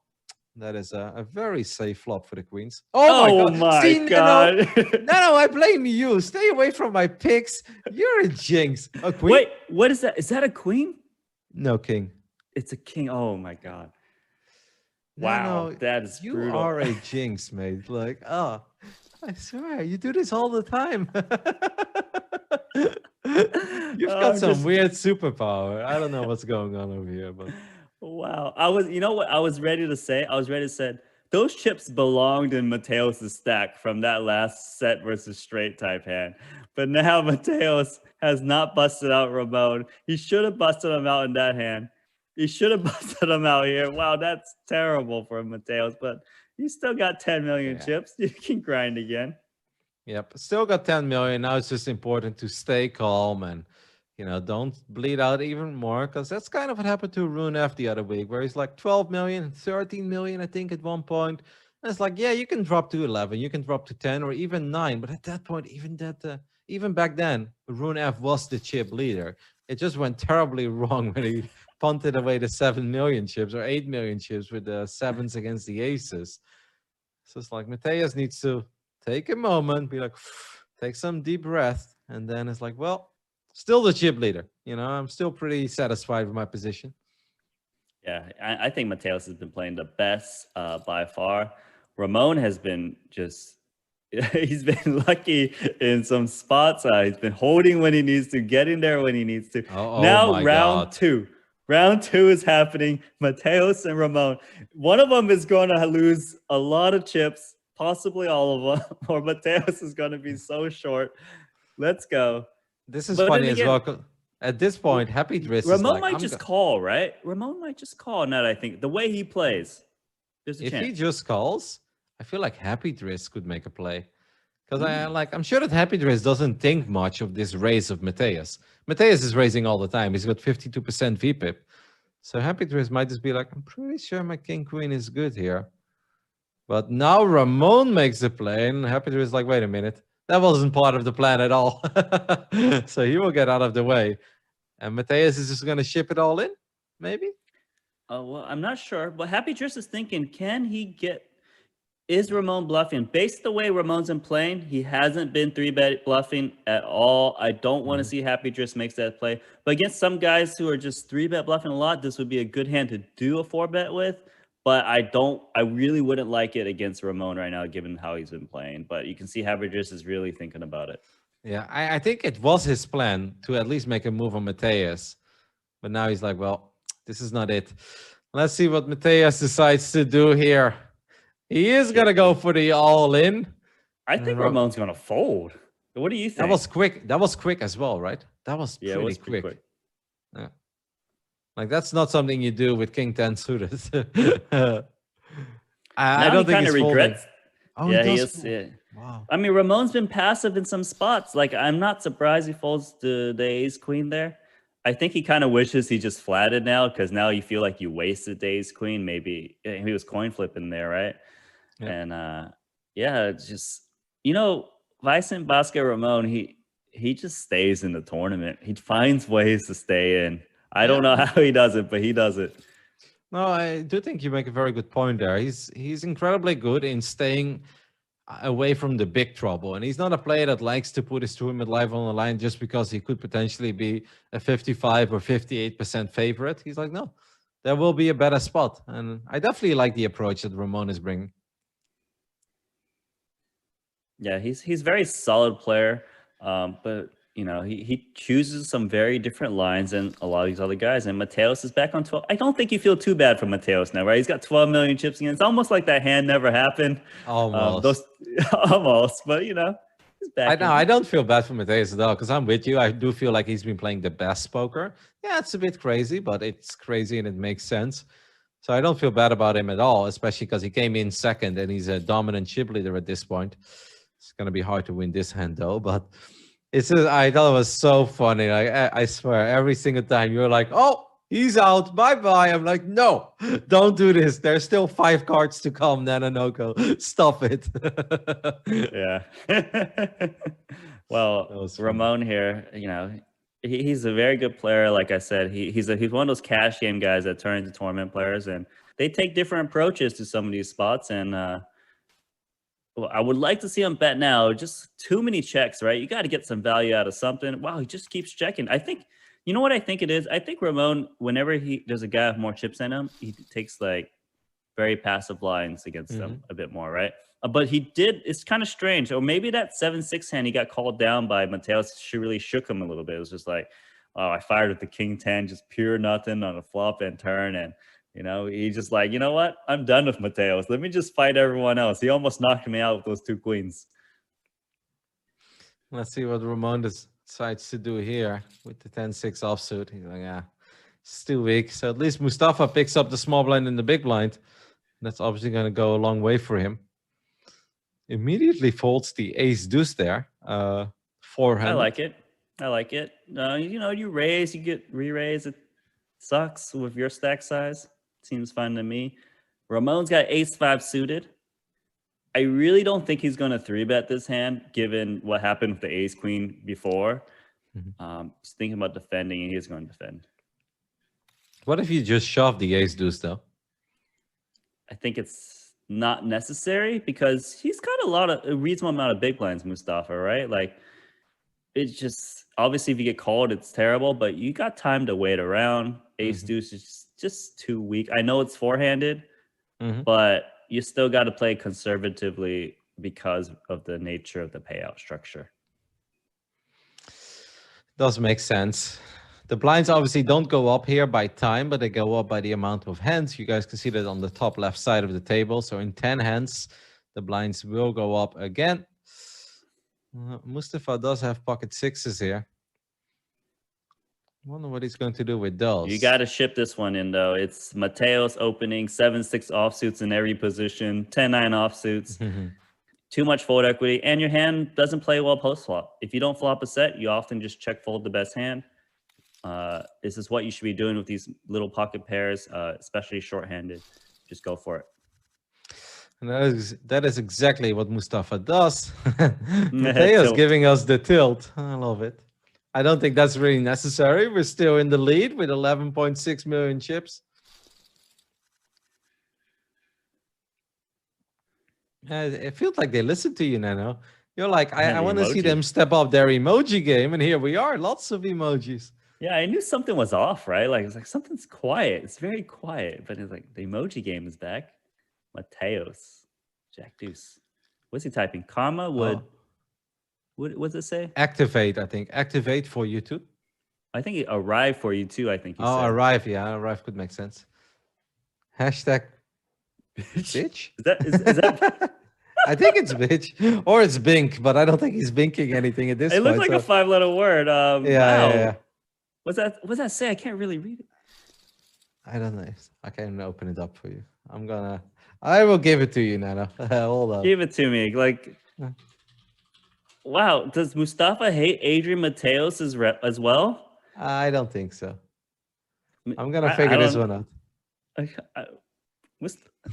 Mustafa's just giving it to everyone. Maybe everyone hates Mustafa. Is that the thing? Is that the other way around? Like, what's going on here? I think he's just trying to entertain us a little bit. I mean, that's what he would do in live poker, 100%. But it just seems weird. But I love it. I love drama. Love to watch it. As his hand goes on, as you figured out, it's Mustafa betting with his 6 high, getting called by the 2 pairs of Happy Driss. Actually, I need to watch the VOD right now. I just barely missed it. No. We gotta find it. Yeah, I will let you know. It always takes a little while. There is a better link for us as well that we. Yeah. I should have opened, but anything feisty happening in this 5-6? Well, it is a continuation bet. Check. Happy Driss slow played correctly. Happy Driss probably like thinking, okay, I hope you got an ace. Pay me off.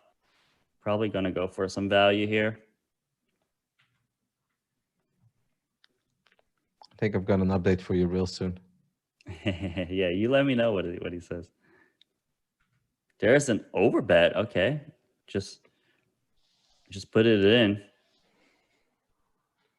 But I don't really see how Mustafa can do anything but waste his time bank here. Or maybe he's typing in chat. He's typing. Yeah. All right. I'm still trying to figure it out. I feel like I'm almost there. I mean, obviously, Happy Driss taking down.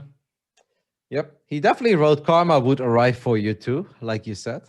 Not activate, but it was arrive. Makes a lot more sense as well than activate. And then it was definitely hashtag bitch. Oh my god! All right, can we not bust out Mustafa? I want to. A part of me wants Mustafa to win all the chips and just call everyone a bitch at this final table or something.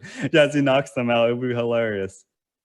I don't know. This is the first time we've had some really bad vibes, like you know, like some kind of hate amongst other players, and this is what I like to see. The last one wasn't super interesting. I think he was advertising something. We don't need to go over that, so it doesn't really matter. All right, Queen 10. Ramon flopping top pair here. This might be a flop that Happy Dress looks at and it's like, well, maybe my fours are still good.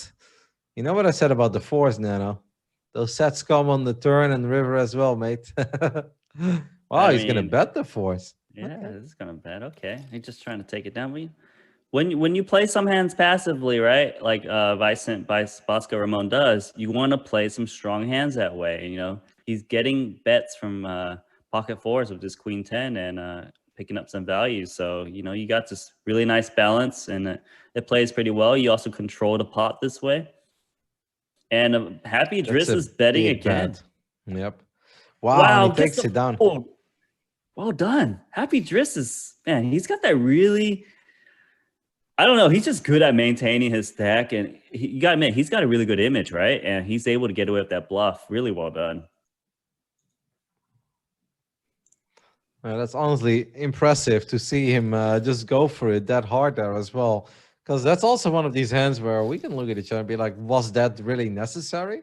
The answer is no, it wasn't necessary. But he's like, I want it. So we're just going to take it down. Well done. So we're still four-handed. Mustafa is getting scary short, though. And I believe in three hands, the blinds will go up as well. I mean, I know that he's waiting for karma to arrive for somebody at this table, but it might actually just come around as well. Who knows?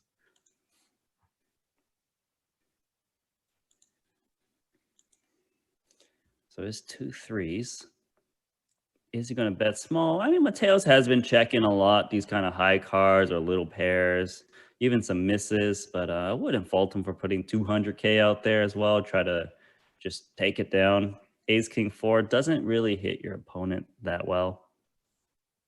There's the 200K. I like it. I like it a lot. Mateos takes down another pot, and these do really start adding up. 800,000 chips heading his way. And this could get interesting as Mustafa with 11 big blinds picks up ace queen suited, and it's actually Adrian Mateos who opens up under the gun with the queen 8 offsuit. Well, Happy Driss has pocket fours once again, and he's like, I had to battle pretty hard to take down that previous spot, so I'll get out of the way this time. Yeah, so Mustafa is probably gonna ship it in here. He's typing. I'm gonna open the table, mate. I want to know what he says. Something is heading. Adrian Mateos says, yes! Our first not sure if of the night. I love it. That face is just perfect, mate. That is honestly the best emoji. Best one in the game. So on some side news real fast, we're very close to the next round of the Heads Up Challenge. I can tell you that. But we did just lose Victor Malinowski Limitless. He's out of the 25K. Oh, okay. Who did you lose to? I can't tell. Some guy. So someone I don't know. Bruno B. Yeah, no idea. Man, it's gotta feel so good to take down Limitless right now because there is so much hype around Limitless at the moment. So I feel like Bruno just right now immediately, Bruno should start streaming, okay? His stream would blow up. Go for some clickbaity title, the key to take down Limitless. Like, that's how you make a career, Nana. Well, one of the guys still playing, actually, is Mustafa. Still in the 25K, but still playing his match. So, you know, he's a bit distracted right now, but somehow still has the time to kind of talk smack to Zhao, who busted out who got 5th place. And now also found some time to bluff into Adrian Mateos, trying to get him off a queen. But I feel like Mateos has been correct in these spots all evening long. And he's correct again. That's a really nice call. Think about this. if Mustafa had an ace-x, probably would have just open shipped it pre-flop, right? So the fact that it's a blind versus blind limp pot, it makes a lot of sense that the queen is still good. This is a very excellent hand reading from Adrian. But is Mustafa going to fire again? He's probably thinking, I don't know what I can represent. Oh my Wow, God, he's he going to does. ship it in. Well, Mateo is Huh? definitely getting put to the test here. And he does make the Wow. fold tonight. And shows it. Mustafa shows immediately the 8-9. And I think that Mateus is going to give us a tilt emoji or a so sick. Oh my goodness. Mateus was right all night long. If you call, it's over, baby. Mateus like, thanks, mate. Like, I didn't realize that. Like, oh yeah, the queen does beat the 9 high, doesn't it? He's like, damn it. And he's still playing his heads up match as he's doing all this banter. You gotta love Mustafa. Yeah. This is good. This is good stuff. We need more of Mustafa at these final tables. I'm on board already, mate. Make another proper run. Get him and FU Tim Riley, Zamani at the final table together. That is a very slow emoji game. Mateus is playing with lag over here. His emoji is a minute late. Well, Mateo's still in good position. It's kind of like when we got the four-handed, we had these kind of chip stacks, and we're back here again. Everyone with that 4 million, 3 million type stack. That one is funny as well, the thank you. Yeah, they always do it when they suck out, right? Yeah, no, they always do the combo. It's always the combo. It's like just one time, and then it's thank you. It's always the combo. I was like, oh my goodness. Meanwhile, Happy Driss on the sidelines, just like picking up some pots in there, getting away from some spots, like just maintaining his stack. Like he went to the final table with 4 million, and he still has 5 million. Yeah, I feel like he's been between 5 million, 5.3, and 4.7, right, all night long. That's his spot, his comfort zone. He's okay with it. That's all right, right? Like you're guaranteed top 4, and he's playing great. Just not too crazy. Try to cruise into that top 2 spot. Takes down another pot. He's like, whoa, that's a lot of chips right now. I'm starting to get a little bit uncomfortable. 5-6 is a little more than I can handle. I'm more of a 5-4 kind of guy myself, but no, very well done. Happy Driss has been playing some great poker tonight. Ramon, it is a minor miracle that he's still alive, that he survived the hands with the pocket fives. And then obviously survived with the tens as well. Yeah, he folded queen 10 there under the gun. Yeah, very surprising. I think he's just like thinking, I'm gonna go for that pay jump a bit right now, and that's all right because you pay jumps are important. It's a 50K pay jump right now. Try not to get too splashy. I think if you know this, I would be ramping up the aggression a bit more. So I would like to see Mateos actually start raising into his big blind and things like that. Well, Ramon could potentially ship the 4s here. It's a bit risky. He's got 23 big blinds at this point, but I mean, we do know that Mateus has been raising a lot of garbage tonight. I would like to see the reship all in. I like Mateos's adjustment, just raise here in the small blind. It does seem like you will get a lot more folds than normal. I think 2 4s, you just got to go for it. That is exactly what Ramon does. Mateus can't really make this call. That's just way too much. Ramon would have known what he had. He would probably like to see him call. You don't really expect to have any overcards when you have pocket 4s, but against the Jack 3, you're in fantastic shape. Ramon's 2 6s now in the small blind with more chips. I mean, if you shipped the 2 4s before, you got to ship the 2 6s here, right? Well, different dynamic because obviously you got Happy Driss to worry about as well, but he is still going to do it. Doesn't care about Happy Driss. He's like, no, Happy Driss is at 5-8, and that's where he's staying. So some big pots heading over to Ramon's way. I mean, he was at 4-7. Now all of a sudden it's 6-1. Yeah, he's also pretty good at maintaining his stack. Like, take some stabs in there, but doesn't get too crazy. Takes solid spots. And Mateos has been the one just opening up all the time. But even though he lost those last 2 pots, they weren't. It was just like 2 big blinds here. As long as he can still take down blinds and antes, it doesn't really matter. Is Mustafa gonna get a little crazy here with his king 4 offsuit in the small blind against big blind? Yes, he's going to shove his king, and his king is good. I think Adrian is selecting an emoji right now. It does You feel suck. that way. You suck. 2 seconds in there. Now he maybe we'll see it in 1 minute on a delay. Who knows? Yeah. It's hard to play poker or video games with ping, so it's okay. We know how it feels, Adrian.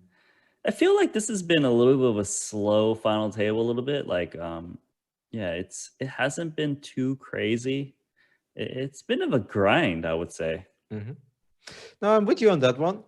Maybe it's less like actual post flop fireworks. I gotta say, the way that Adrian Mateus played a couple of those very marginal hands post flop was awesome. That's definitely the highlight for me so far. But other than that, it's been a lot of people lathering. I mean, Christopher Fogelsang obviously got very unlucky, just had a bad run. I think Ramon has been playing good poker over here. Yeah, it's tough. It definitely feels that people kind of looking at each other. Mustafa's trying to spice it up a little bit, but it mostly feels like the Adrian Mateus show. It's just who's going to finish fourth, third, and second. Yeah, so interesting enough, this is a raise from the small blind from Adrian, a call, no c-bet on a flop, and no bet from the flush draw. And it's continuing to check on this jack, jack, deuce, deuce. I think Mateus will go for a fire on the river. I think his logic is, look, probably don't expect me to bet the turn card too often. And I would really like to see Adrian Mateus just go for some chips here. Just bluff. Isn't there a good chance that Ramon would call? I'm just playing the board. Like, this is a pretty powerful board. I mean... What beats you? I mean...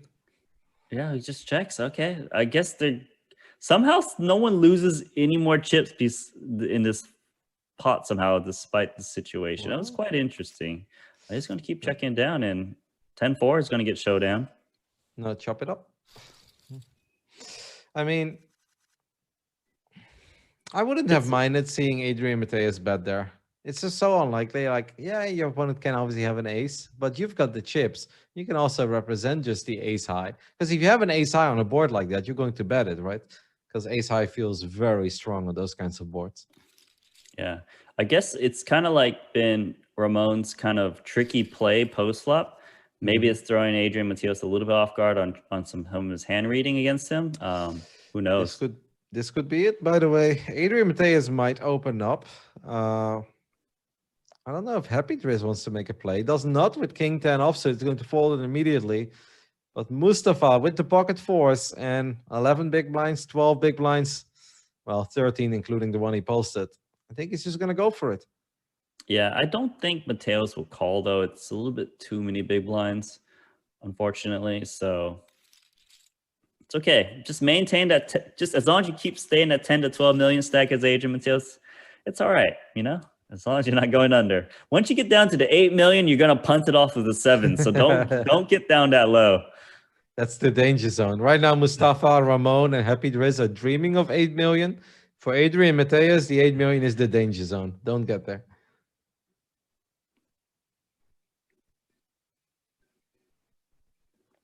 Are we going to see a feisty defense here with the 6-4 offsuit? Would be a bad moment to do so, as there is an ace-6 suited on the other side. And Happy Driz does make a pair of aces. Adrian Mateus picks up a pair of fours, and we know that he likes to stick around when he flops a pair. Yeah, and you know, we haven't seen Happy Driz pick up his pot yet in a while, so this is his time to like get back to his 5.7 million chips or so. Mateus here, bottom pair. I think he should be calling. He is ahead a lot of times. Doesn't improve.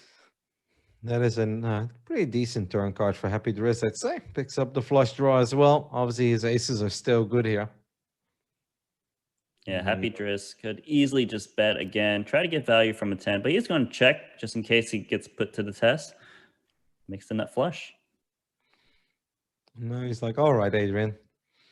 Please tell me you've got something really good. This is where you hope your opponent is secretly sitting on a monster, the 3-5 or something. And then in the case, Happy Driz is obviously going to try to get some chips out of Mateus, but Mateus is going to let this one go. Yeah, I think Happy Driz is just praying his opponent has an ace-5. that just happens to get here this way is going to take it down and okay, just maintain that second place barely.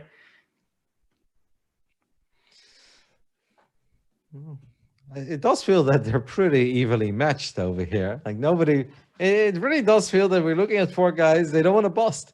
Like these are not guys that want to put their tournament life on the line. Obviously, every now and then with the pocket pairs, when it's just the correct play, you need to do it. They'll do it. But other than that, I feel like the guys are staying mostly out of trouble. And Adrian Mateus is running around trying to take them out. But Mateus like wins a pot here, but he just doesn't have any momentum. This is almost the same spot as the last one where he raised the 10-4. It's the flush draw in position for Ramon. It's a paired board, but Mateus last time did not bet the 10-4. What does he do here with the deuce 9? It's tough, right? You look at this board, you look at your hand, you're like, well, I mean, my cards don't always matter. And let's just assume that they don't matter this time. He is going to fire a bet. I'm pretty sure that Ramon is going to stick around with his flush draw here. And he will make the flush. And that's bad news for Mateus because he's got the 9 blocker as well. Then he might actually be like, well, maybe I can turn my hand into a bluff here. And I can pretend that I'm the one with the flush. This could be bad news for Mateus. Yeah, he might fire one more bet here, picking up the 9 of diamonds. It's a pretty reasonable flush draw to continue betting. You would put a lot of pressure on some ace-high type hands, the king 4, those types. And he is going to fire one more. I don't blame him. Ramon here with the flush. Quite often, this is going to be a great moment to bet, and we're going to praise him. It's like, oh, what a good moment to take a stab at it, right? Oh, no, and he makes the flush on the river. Now, obviously, it's only a 9-high flush, so maybe Mateus shouldn't get in all sorts of trouble, but this is really bad news, because at this point, he's not putting Ramon on a 2-card flush. But I think Ramon might just check this back. He doesn't strike me as a guy who go for value with the 10-high flush, so turned out maybe it was actually a good card for Mateus, because he might have felt obligated to bluff again if he didn't hit his flush. No, good point. Good point. I was just worried that he might pay off a little bit as well. I'm worried he's got 8 million chips now in the big ice cube, and Mateus is like probably not feeling too great. Yep. Didn't we see somebody else in a similar position 7 days ago? No, Adrian Mateus, you're good. As long as Nanonoko doesn't say about you taking out guys from the tournament just because you're ahead pre-flop, we're all good. Happy Driss, yeah, man, just cruising. He's just solid, man. You can't get him. This is starting to feel a little bit similar, right? Where last week it really felt that Rune F tried to take people out, and he couldn't take him out. Dropped to 8 million, started getting a bit frustrated. I just hope that Adrian Mateus can stay calm and composed right now. Like he's got the big ice cube, man. He's playing like what 60% of his hands. This is bad news for him. Well, let's just hope that he can keep it together. The thing is, it is very tempting when you feel like you've been the dominant chip leader for so long to just get it over with, right? You're like, all right, this tournament has taken long enough. I'm going to take it down right here, right now. I've played great. I deserve victory. And then you start forcing it a little bit, but it's really hard to force things in poker. Well, Mustafa is out of the 25K. He just busted. He can concentrate now on this 10K. He's probably a little salty because he just lost $25,000 in that tournament. Now he's probably thinking, I need to get those pay jumps. I need to ship this tournament. I mean, losing 25K sucks, but winning 197 here on your first bullet, I think that's pretty decent. Even if he would go out next, that's a great bet, by the way, by Happy Driss. Takes another one down. And this could be bad news for Mustafa, even though Happy Driss might scare him away. Ace 8, 12 bigs. What do you do, Nano? I think you go for it. But he's not going to like it when 1-8 is dead. He's up against the ace 10. Yep, this is really bad news for Mustafa. He needs, well, he's gone. He's gone. There's no jack or a 7. It's not coming. A jack or a 7, but this time it is indeed not coming. Happy Driss will pick up a monster pot and is our new chip leader. Mustafa will get eliminated in 4th place, walk away with $197,000 as we are going to head into our second break. I feel like you jinxed him, Nano. You're like, he just busted, and now he busted again. Well, guys, that's it. an interesting hour. I think a little bit slow, but hopefully you guys are still enjoying the action. We did have some proper banter coming out of Mustafa, and I think that made it fun. So we're down to 3, and we've got a new chip leader, Happy Driss, with 50 bigs, over 10 million for the first time. Can he take it down? We'll find out in 5 minutes. Thank you guys for tuning in. Make sure to follow the channel if you haven't done that yet. There's a lot of awesome poker content heading your way on this Twitch channel. And of course, next week, we'll be back, same time, same place, Tuesday evening for Central European Summertime. I think the High Roller Super Millions is going to be epic. It should be by far and away the biggest field we've had so far. So that's going to be sick. And let's see who wins tonight. I'm going to take a quick break as well, and I'll see you guys in 5 minutes. Bye.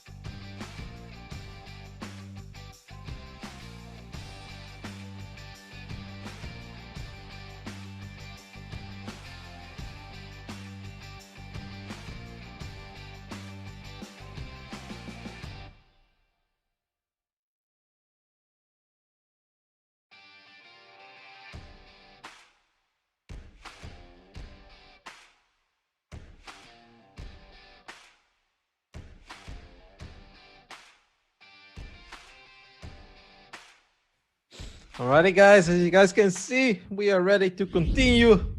We're down to 3. So we lost our last player in the final hand before the break. Nano Noko is back as well. Do you think it's going to speed up now that we're down to 3, Nano? It should, but they've got a lot of big blinds to go. But you know why Mustafa busted? You know, it's just like he busted the 25K and literally busted this tournament like right after. It just sometimes those bad vibes, you know, like just some things going on. Who knows? It's like sometimes you're running bad. It isn't, but regardless, 4th place is still pretty good. Yep. At 200K. Yep, and only fired a single bullet, so definitely not bad at all.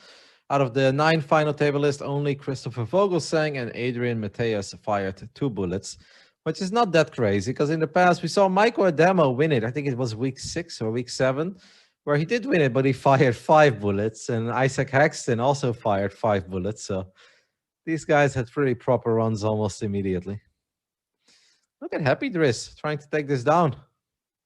It's not going to work though. He's like, what if I just bet here? Adrian Mateus is like, thank you. I've got a 9. All right, so you know, it didn't seem right that Happy Driss was the chip leader. You know, it just makes more sense than Mateus is. So here we are, back again.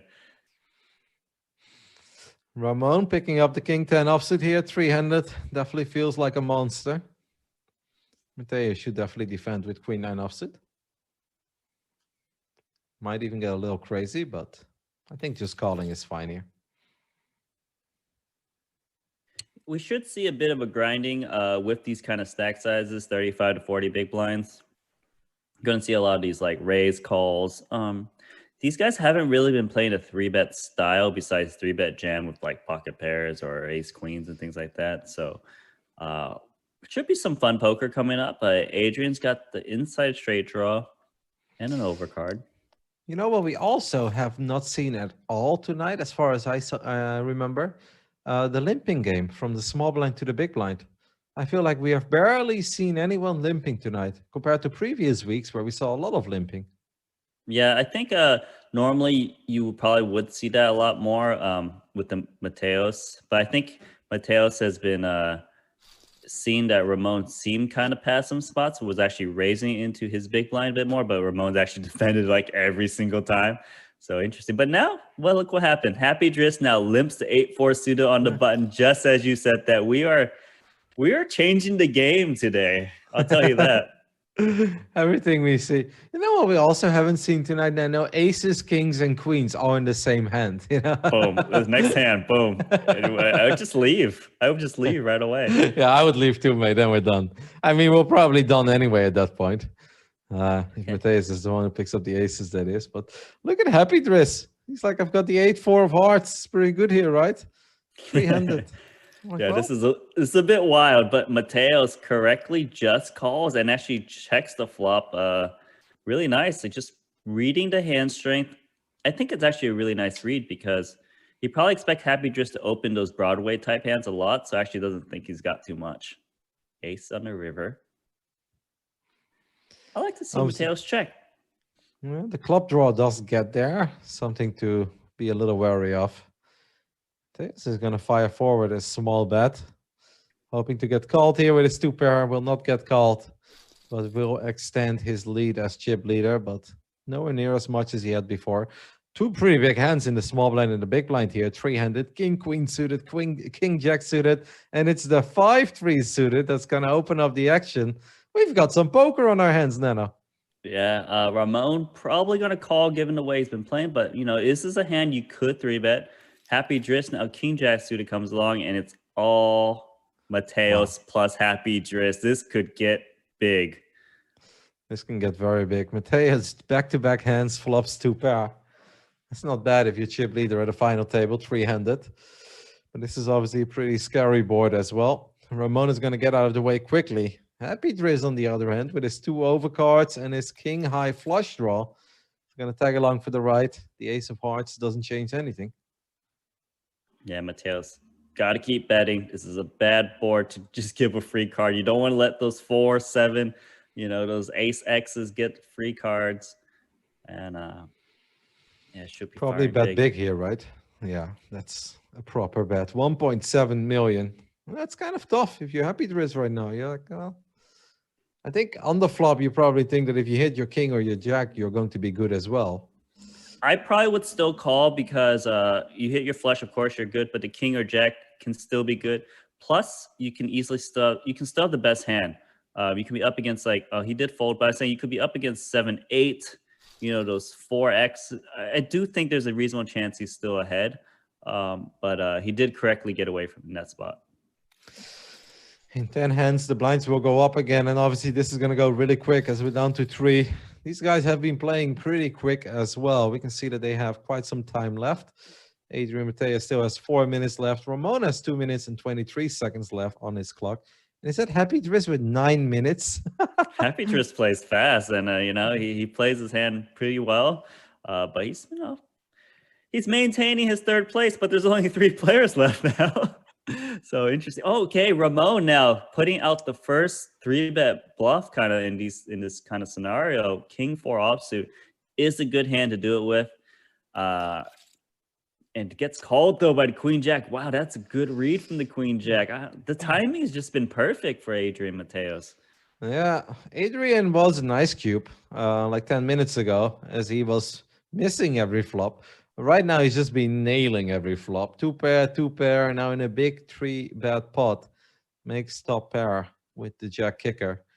It's going to be pretty happy to see that Ramon is continuing, but the size is rather small. Do you think that Mateus would ever raise here? I feel like raising is fine. Yeah, I don't mind a call. It's just there is still a lot of chips to play for. It sucks when you have to get put to the test for all. Imagine like he raises, gets shoved on, and he could have at least see a free turn card and blow up some chips. It's just that's the problem with playing out of position is you're gonna let your opponents get extra cards here and there.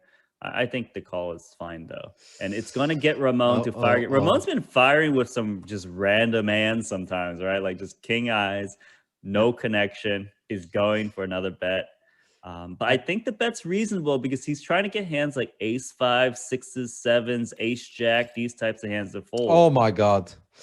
Luck. Well, he spikes the king on the river for an absolute monster pot here. 8.2 million chips in the middle. I mean, this is why I kind of like to see Mateus just ramp up the aggression a little bit. Or maybe ship it in on the turn. There wasn't that much chips to play for on the turn. Flop makes sense though, and Ramon checks the king 4. Oh man.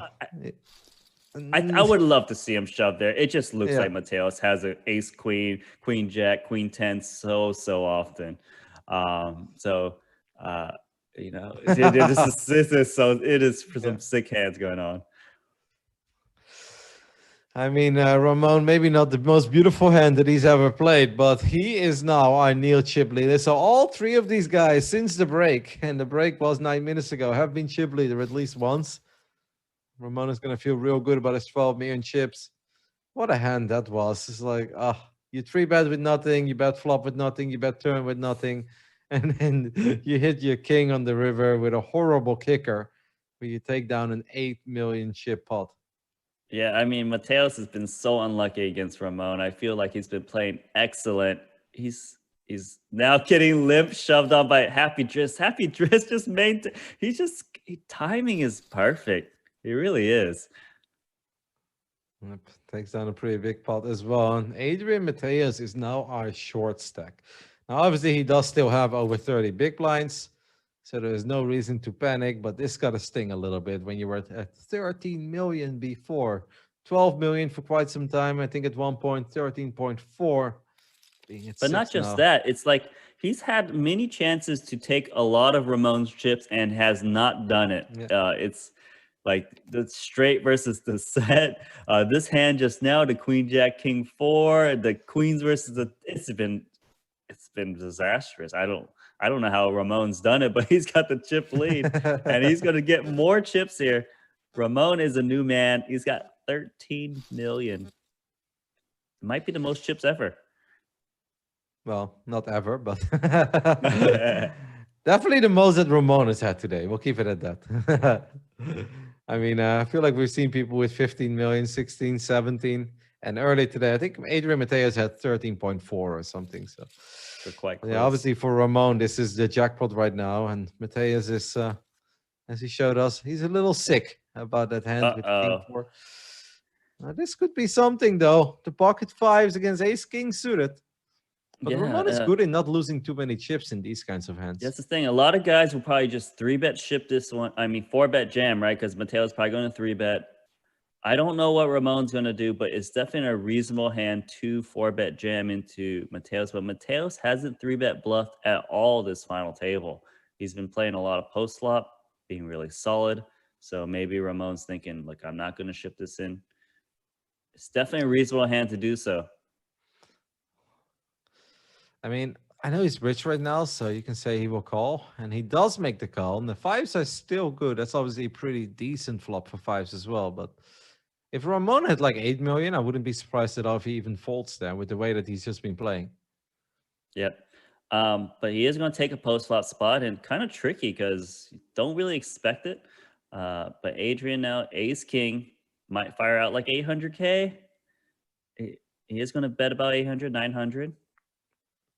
Obviously cannot fold the 2 5s here. Otherwise, you shouldn't have been calling pre-flop. Yeah. This is just the kind of flop where you have to call. And that's the kind of turn card where you're going to have to call as well. And Adrian Mateos is going to need an ace king or a 6 on the river. Otherwise, he is not winning this. I don't think Mateos can bet, though. It's just too often Ramon actually has a jack. Hands like Jack 10 suited, one of your favorite hand, right? Ace Jack. These hands are going to call 3 bets. And I think Ramon, he could go for a little bet and just check back the river. And that's what he's going to do. He's just trying to protect himself from ace king type hands, king queens, but also it kind of like controls the pot. So like say he checks, it kind of looks like he has like a little pair he does, and he might get blown off his hand. So that's why he puts that million out there, and he's going to really love it. He's going to love that river card. The 4 shouldn't really change that much here. And I think that Ramon is probably just going to check this one back, and he will take down another monster pot. 7.3 million chips heading his way. And Adrian Mateus is wondering, where did it all go wrong tonight? Well, maybe when Nanonoko said you had Ramon out of the tournament, maybe that's where it went wrong. Yeah, I mean, it's not over yet, but that seems like what we're going to be saying later today in the recap.